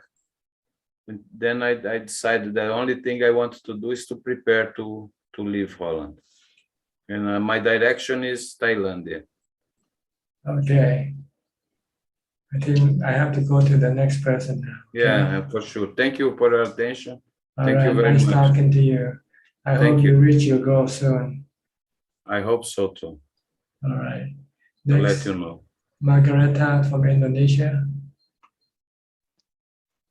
Margareta. Hello, Ajahn. You have any question?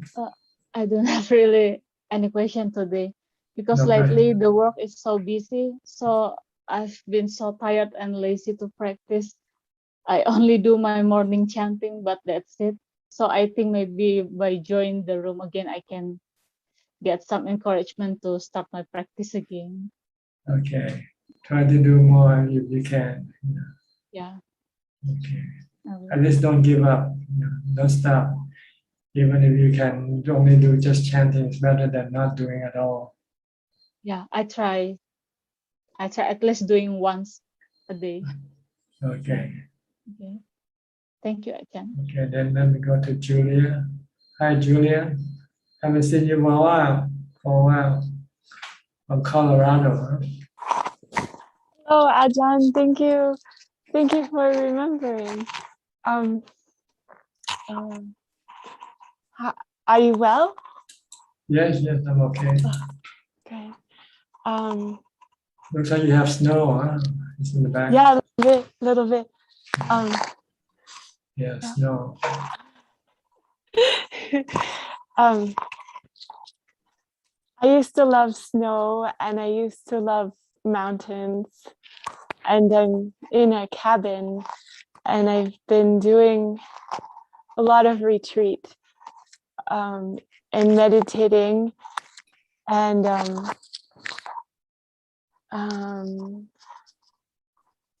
I tried what Ajahn recommended last time was to keep the mind silent, and I switched the object from like khandas to like vimut as the object, as a ramana, and that was helpful. And then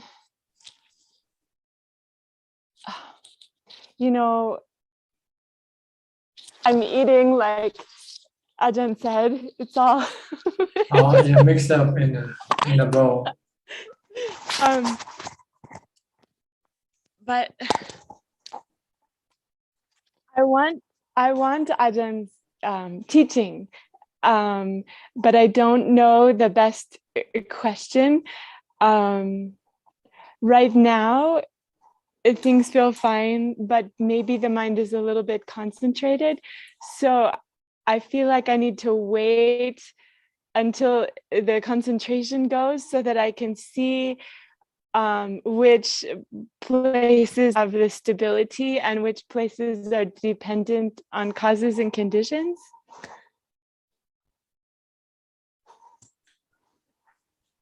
What you want to do is to train your mind to become still and be observing and not reacting. That's the goal of practice. Okay. Then your mind will not be running around trying to manage, trying to do things, which doesn't really make any difference to your mind, whether you change them or not. Okay. What really matters is how to keep your mind calm and under control. So you need to do a lot of mindfulness, but in order to be able to control your mind, to always remain calm and not reacting. Okay. And then try to study the nature of things that the mind comes into contact with. That they are like that. They have been like that long time ago, and they'll be like that after you die. We're not going to change anything in this world. This is the way the world is. Constantly changing, constantly always, being whatever they are. They are causes that cause them to be. They themselves are causes, and they're causing something else, and then this is what's causing them to be like the way they are right now. So it's not for us to come and change the world. It's for us to come and change our mind, to stop it from reacting, just to become an observer. Like the Buddha said, just merely see. When you see something, just merely see. When you hear something, just merely hear. Don't have any desire or any aversion for them. Don't have any attraction or aversion for them. Just be merely like a camera. A camera take a photo and without any prejudice, right? So that's what the mind should be, without any prejudice, without any like or dislike. And you can only do this when the mind becomes calm and still, and having upekkha. So this is what we want to build up in the mind, is upekkha. Once the mind has upekkha, then the mind will be peaceful and calm and happy all the time, without having to have anything to make it happy.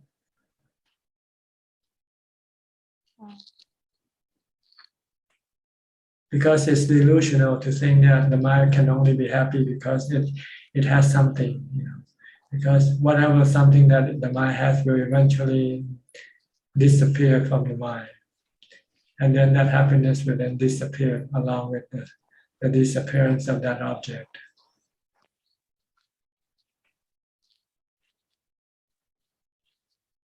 Thank you, Ajahn. So keep practicing mindfulness, meditate, and get into jhana as much as possible.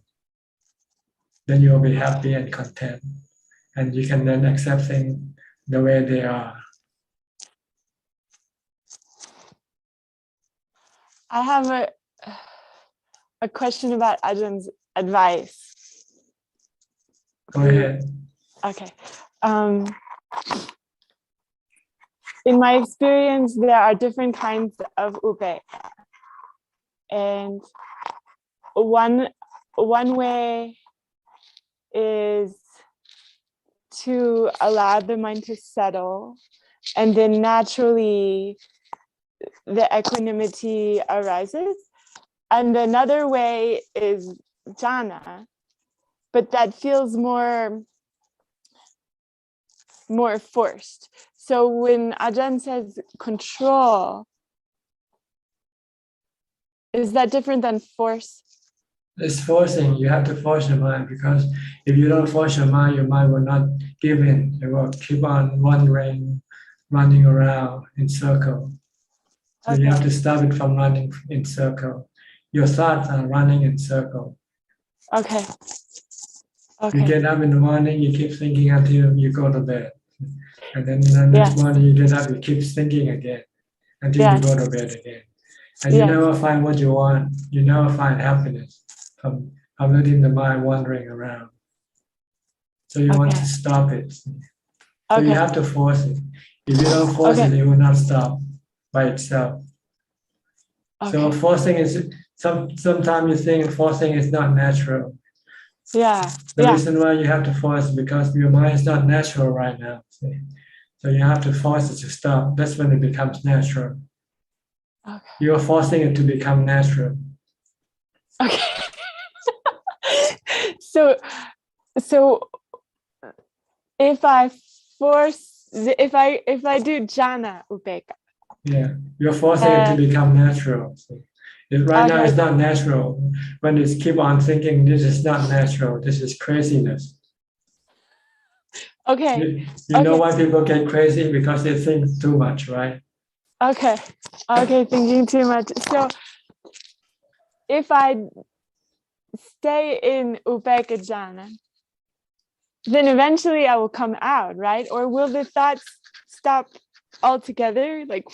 Then you come out, but it's under your control now. See, then you can let it think in terms of vipassana. Okay. Thank you, Ajahn. If you think in terms of vipassana, it won't make your mind stressful. It will make your mind calm. If you look at everything as anicca, dukkha, anatta. Okay.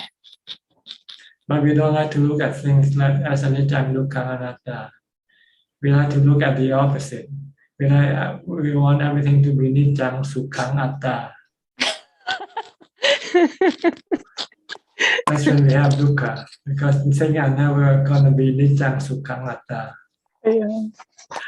Okay. Understand the difference between anicca, dukkha, anatta and niccang, sukhang, atta. They are the opposite of each other. Niccang, sukhang, atta is delusional. Anicca, dukkha, anatta is is truth, is wisdom. Yes. Okay. If you cannot force your mind to stop, then you cannot stop it from thinking about nijjang sukhang atta. If you can stop the mind, and then you can then force it to think of things in terms of anicca, dukkha, anatta. Okay. Okay. All right. I'll try. Try to stop it first. Okay. It's like taking a U-turn. Our mind is going in the wrong direction. So you want to stop it. Then you take a U-turn and go back the other direction. Okay. Thank you. Okay. I think who's next? Sulan from Singapore. Always last and always in the last. Yeah, thank you, Ajahn. Yeah, sorry, I always late. Yeah, I have some questions. Can you speak a bit louder? Can you hear me? Okay. Yeah. So I got do chanting recently. Then I think like one of the nights, maybe I have a bad dream. Then I think I heard like not very good noise. Yeah. And after that I was quite scared. I think I was sleeping at that time. Then after that I was chanting, but I was sleeping at that time. And then I felt peace. Yeah, I wasn't scared the moment I started chanting. So yeah, I felt that chanting is good.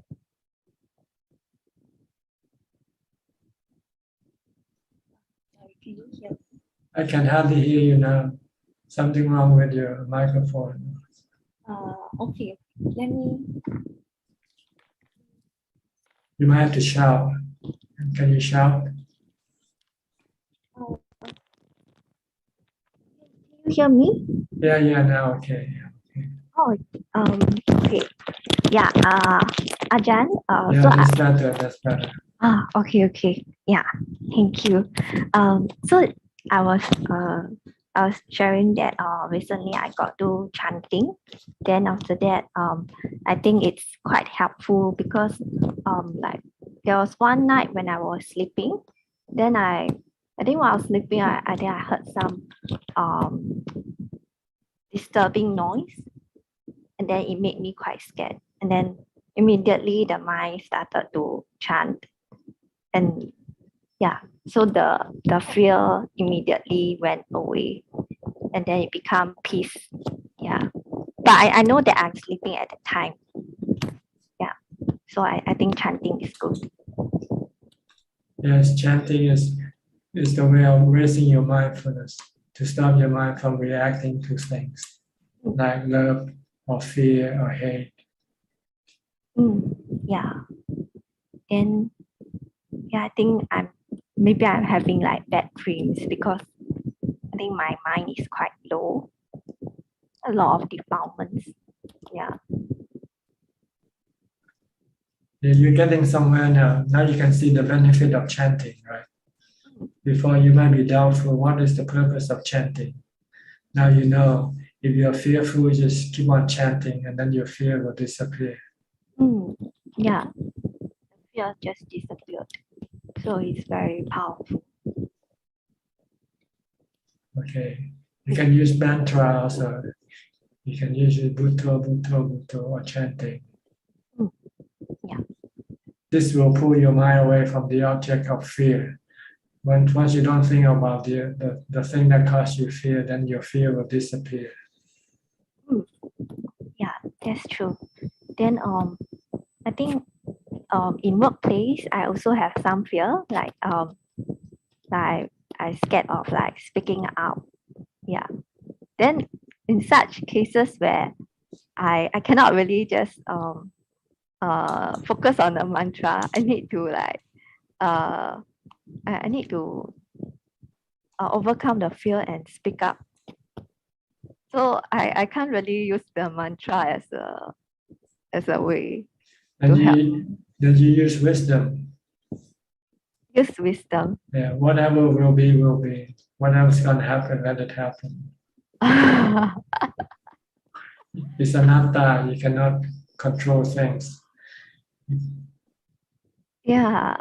If people don't like what you say or do, then it's too bad. Yeah.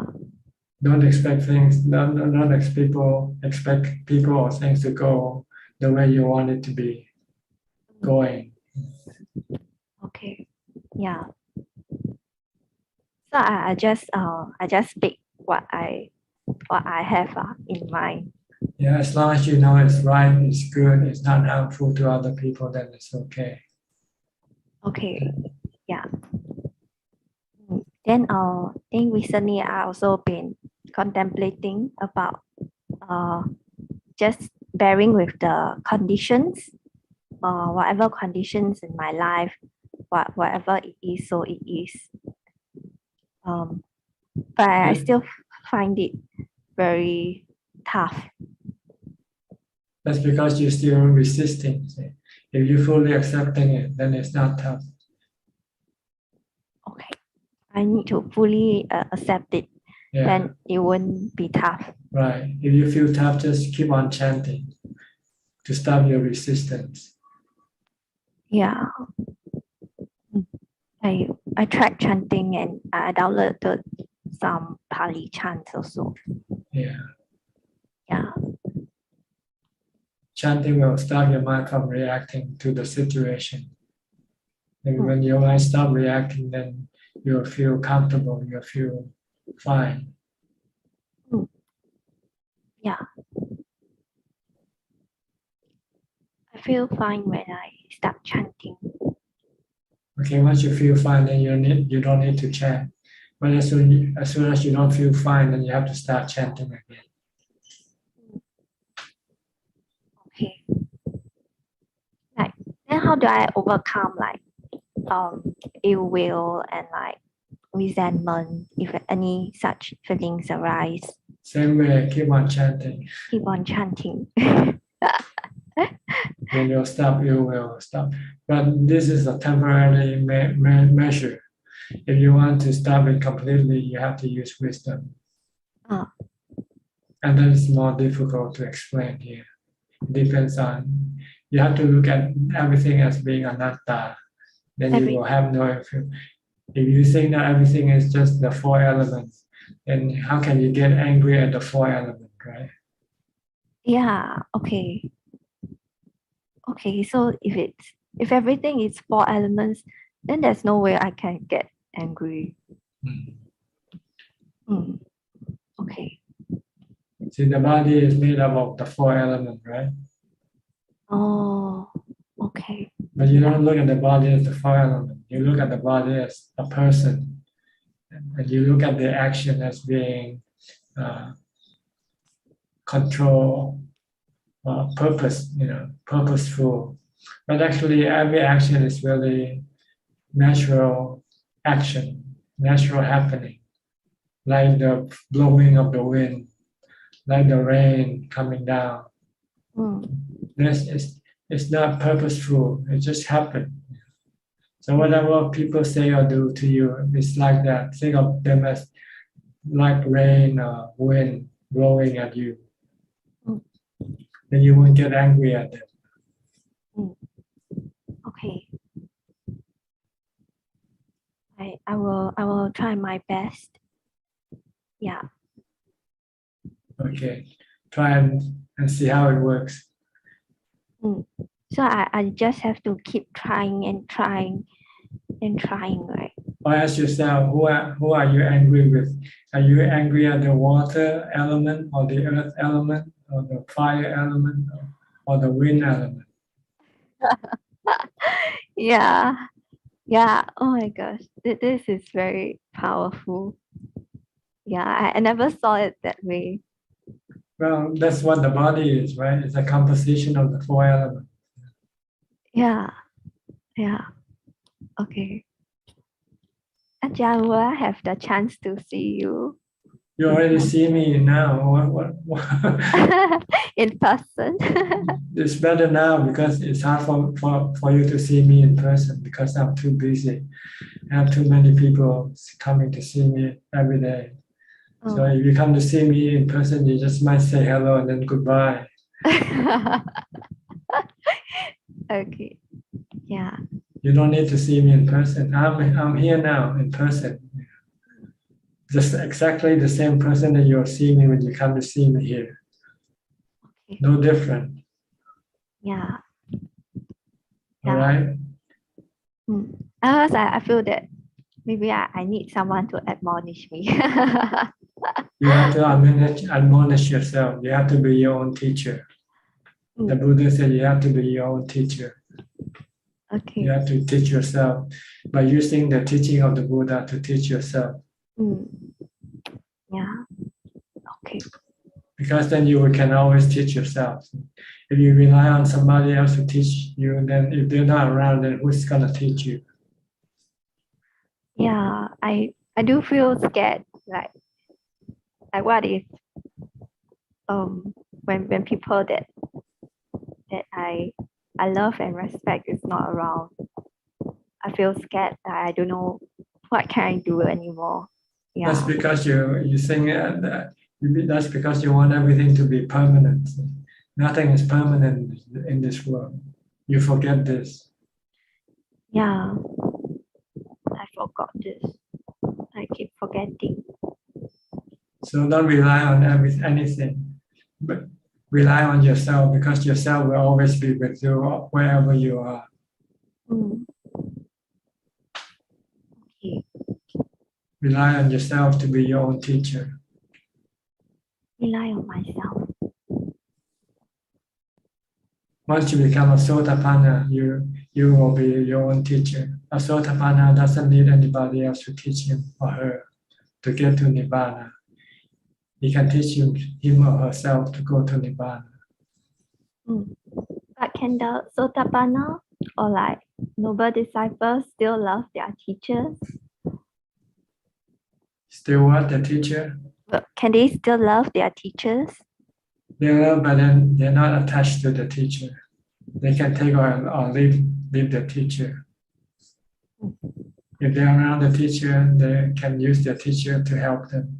If they have no teacher, then they can use themselves to be their own teacher. Okay. All right? Try to be self-reliant. Don't rely on other people. Yeah. Maybe relying on how to be your own resource, your own help.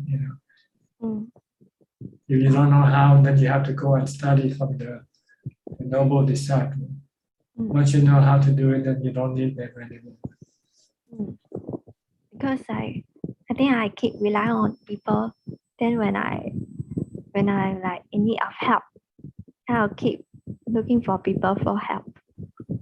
And if they're not around, then what do you do? When they are not around, then you're in trouble, right? Yeah, I think that's why I'm always in trouble. So try to be your own teacher. Then you won't be in trouble because then you can always solve your problem. Okay. The easiest way to solve your mental problem is use of chanting. If you feel bad at any time, just keep on chanting until your bad feeling disappear. Yeah. Okay? Okay. All right. Thank you, Ajahn. Thank you so much. Let me go to Facebook. I think we might have some questions from Facebook. Any questions from Facebook today? Yes, Ajahn, we have 13 questions from Facebook. Okay. The first two questions from Anil. The first question is how to manage the self-life. Thank you. How to manage the self-life. Self, S-E-L-F. Yes. And life. Yes. L-I-F-E. Yes. Well, there's no self-life in the first place. I'm not sure what you're talking about. If you start talking about the body as your life, then You cannot manage it. The body has its own way, and it's gonna manage itself. It's gonna get old, get sick, and die. And the only way you can do is to accept it for what it is. And the second question is sexual assault a crime? Thank you. Sexual assault. If you hurt other people, it's a crime. It's bad karma. Nobody wants to be hurt by other people. So don't hurt other beings. The Buddha. This is one of the principal teaching of the Buddha. Avoid hurting other beings, whether human or animals. And next question from Cristobal. If human beings become extinct, is it equivalent to Nirvana? No. The extinction of defilement is equal to Nibbana in each individual mind. If you can make your defilement extinct, then you have reached Nibbana. Next question from Liao Ying Meng. Accordingly, the law of duality is not the truth. How do one discuss and share the Buddha teaching without the duality?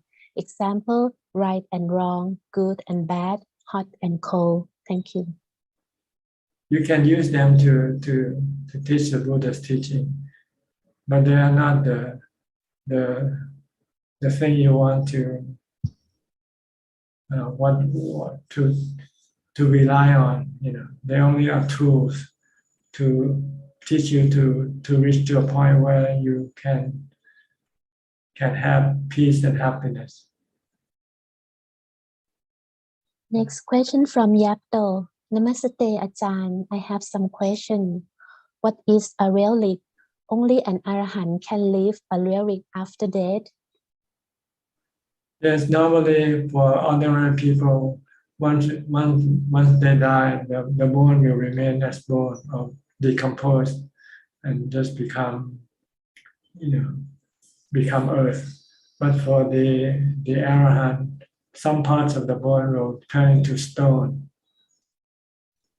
rather than decompose. They'll become stone instead. And the second question from Yato is, in Thailand, where can we find a museum or monastery that keep a relic? Go to all the famous Ajahn monastery, Ajahn Man, Ajahn Cha, Ajahn Mahabua. They are relics. They won't turn into relics, and they are kept in a JD where you can go and pay respect. Next question from To Tan Peng. Dear Ajahn, does practicing Buddha teaching involve developing compassion to perfect? The situation is I have an elder family member which I doesn't like the character, so I try to avoid to contact or even ignore her. When you finally have accomplished in your practice, you will have compassion for all beings, regardless of what your opinion of them might be before that. So just keep on practicing, then eventually you will have full compassion for everybody. Next question from Xiao Chang. Ajahn, I noticed that when I work without taking a short nap in the afternoon, my mind will be very alert when meditation at night. My state at night is better if I'm taking a nap in the afternoon. Why is it so? I don't know, maybe because it had enough rest, so it becomes alert when you meditate. Next question from Pataranai. What are the benefits of joining the Curtin merit? It's just one form of making merit. It's one form of dana or charity. Not different from any other types of charity, like giving food, building a kuti, or even donate your money to other charities. They give you the same benefit. Two questions from Tae Ting Loon. The first question is, I have happy and funny thoughts from time to time. Most of it is thinking about things from the past, I sometimes lose my mindfulness around people and just laugh out of nowhere. It is bad to always have happy thoughts that do not promote mindfulness of the present moment.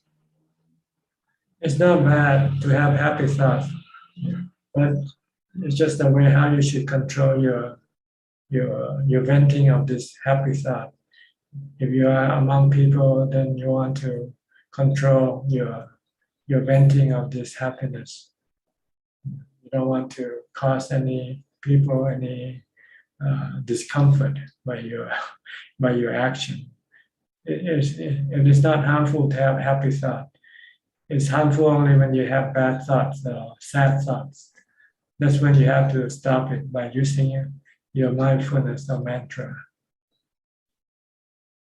And the second question is, the Buddha also mentioned that we should arouse wholesome state of mind and abandon unwholesome ones. What does he mean? And are funny thoughts not included? Well, when you say wholesome, it means thought that is useful for the mind. Thought that will make the mind calm and peaceful. But funny thoughts sometimes doesn't make the mind calm and peaceful. So we don't want to use the funny thoughts. You want to use wholesome thought, which really means the thought about anicca, dukkha, anatta. Next question from Joko. Thanachan, I want to ask a question. What kinds of katanyu kataveti or gratitude deeds that we as students can do to our Dhamma teachers? Just follow the practice. This is the best way to show your respect to your teacher, is to follow what he teaches you to do. And the last question from I Mai Soon. Dear Ajahn, I was in a situation where helping the bad person could also mean letting the bad person continue harming the good person. But I want to save both persons and do not want to harm anyone. Well, you just stop helping the bad people, because by helping bad people, you're supporting them to go hurt other people. And by not supporting bad people, it doesn't mean it's not a bad karma. You're just not doing anything, that's all. Okay, I think I forgot about Evie. I think she's the last person in the room, so I have to come back to her. Evie, you have any question? Yeah, Ajahn. Thank you for remembering me, Ajahn. Ajahn, I want to ask. My mother is sick now, and she is very worried about her own health. I have looked for a doctor and arranged treatment for her, and this doctor is my friend. But my mother is still worried, whereas I am not as worried as before, because I feel like I have a layer over me of worry. But my mother does not have that layer, right? What can I do to calm my mother? Well, it depends. If she asks you for help, then you can tell her to meditate, to do chanting or do the mantra, or to accept the truth of anicca, dukkha, anatta. But if she doesn't ask you, then there's nothing you can do for her. Yeah. Seems like anicca, dukkha, anatta, she must cannot accept. Okay. Because she must. It's very hard to accept by people not meditating, all right? So I cannot help her to come. I guess not. Yeah, it's very I pity of her. I'm very pity of my mother. So can I just pray to Buddha to save my mother? Because my mother every day he pray to Devi to Kuan Im and another bodhisattva to save her, to save herself. The Buddha said we are our own savior. No one can save us but ourselves. Yeah, I know that, but I just Attahi feel what she atano says. nato. Attahi atano nato. You are your own refuge. Mm. The Buddha only And teach you how to be your own refuge. yeah, Ajahn. So I just do the good thing, check his blood, see the doctor, or tomorrow we'll take her blood to check. So what's the problem and give her medicine. I just can do that. Yeah, you can help her physically, but not mentally. Yeah, not mentally, because it's anicca dukkha anatta. Not all people can accept lah, Ajahn. If they can accept, then they can become noble disciples. Yeah, but people like us, because we have listened this Dhamma, so yeah, a little more, a little bit, we can accept now. And I have another question. I have a dislike for someone, Ajahn, because I know that person is doing and saying is a lie and full of pretending. So when I see this happen, I know that person is full of drama, pretending, and indirectly makes me dislike to this person. How do I remove this dislike, Ajahn? By accepting them for what they are. Don't try to change them, or don't try to want them to be something different than what they are. Don't try to change apple into banana, for instance. You like banana, so every time you see an apple, you want it to become banana. And when you cannot get them to become banana, you don't like it. Yeah, sometimes I can feel my anger is raised up now because I know she is lying and she pretending and start to play drama now. I know it. You have to look at that it's her business to be whatever she is being. It's not your business to try to change her or to hate her for it. Yeah. So sometimes I just go lah. Don't want to see. Don't want to hear. That's So because no you don't have problem. ubeka. If you have ubeka, then you can just watch her and let her play her role. Yeah. So I must budo. That's right. So no problem. Right, to stop your My aversion for defilement. her. Yeah. I have heard Ajahn explain about Sanya, Sankhara, Vedana, Vijnana, but I'm still not clear about Sanya and Vijnana. What is the difference, Ajahn? Well, Vijnana does the work of receiving sensual objects from the sensual organs. Like it connects the mind to the body. It's like a wire. Vijnana is like a wire that connects the appliance into the electrical outlet. So if I have a stomach ache, that is Vedana or Vijnana? When you have what? Stomach ache or headache or sick or you have all the four. Body feeling. You have all four. They go together. They work together. So when I meditating, my mind likes to repeat the recording of past event. Sometimes lah, who is responsible here? Is this Sanya or Vijnana? Sanya and Sankhara. Sankhara is thinking about the past. Sanya is remembering about the past. First you remember about the past, then you think about the past. Sanya and Sankhara. So how they usually work together. They work by using mantra, Bhutto. Yeah, Ajahn. And the final question is, does a Sotapanna still have dislike or hatred for someone, Ajahn? Yes. The Sotapanna still can hate people, Ajahn. Can like and dislike people, yes. Okay. So I must have upekha, Ajahn. Yes. Sometimes I meditate, sometimes can have upekha, but sometimes if I know mindfulness, I feel I lost control. Especially these people, Ajahn. Especially these people. She is very, very. How can I say? I can lose my control if I see and heard what she doing lah. You have to look at her as a natural phenomenon. Then you won't get mad at her.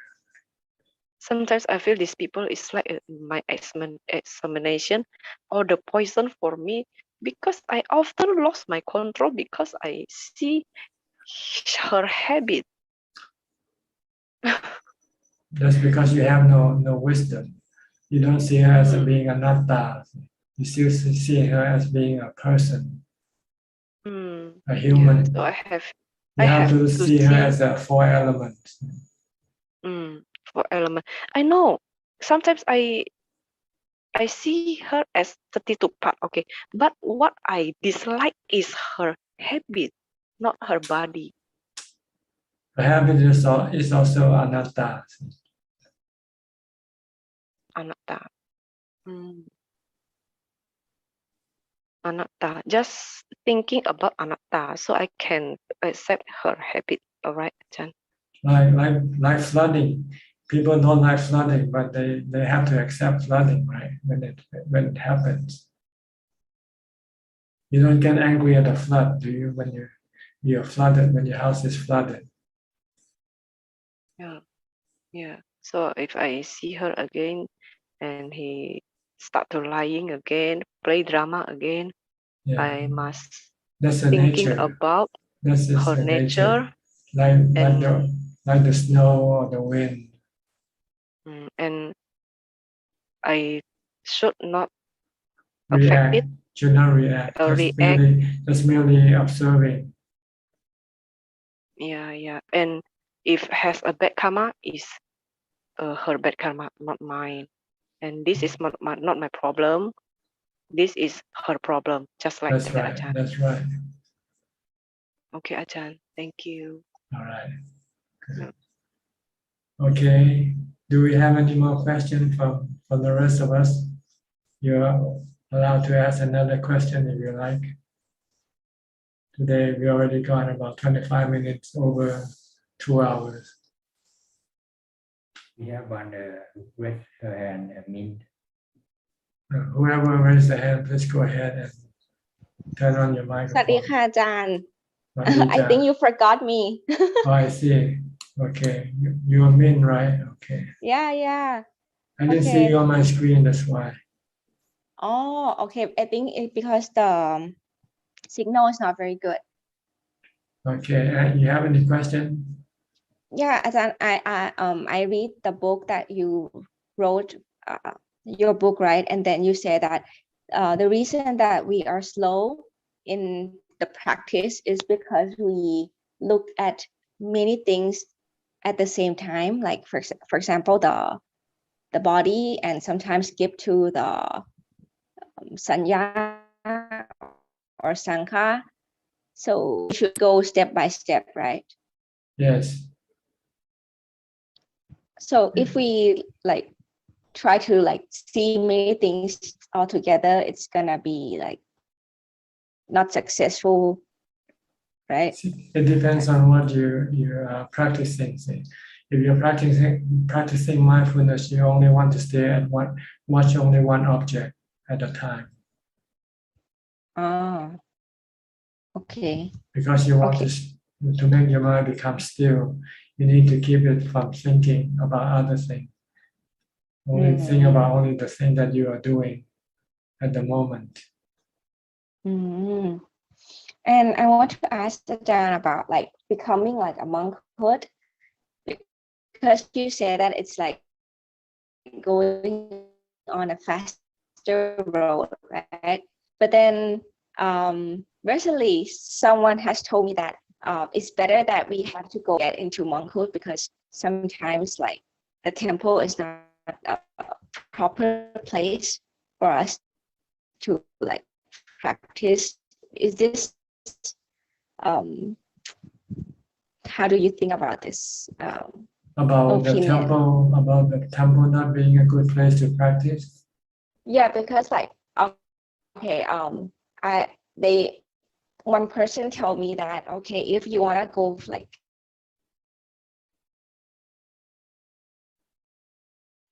I think monkhood, right? At this state is you're not strong enough, and your signal is not good. Your voice just keep disappearing, so I cannot understand what you're saying. Can you hear me? Okay, repeat it again. Repeat what you said again.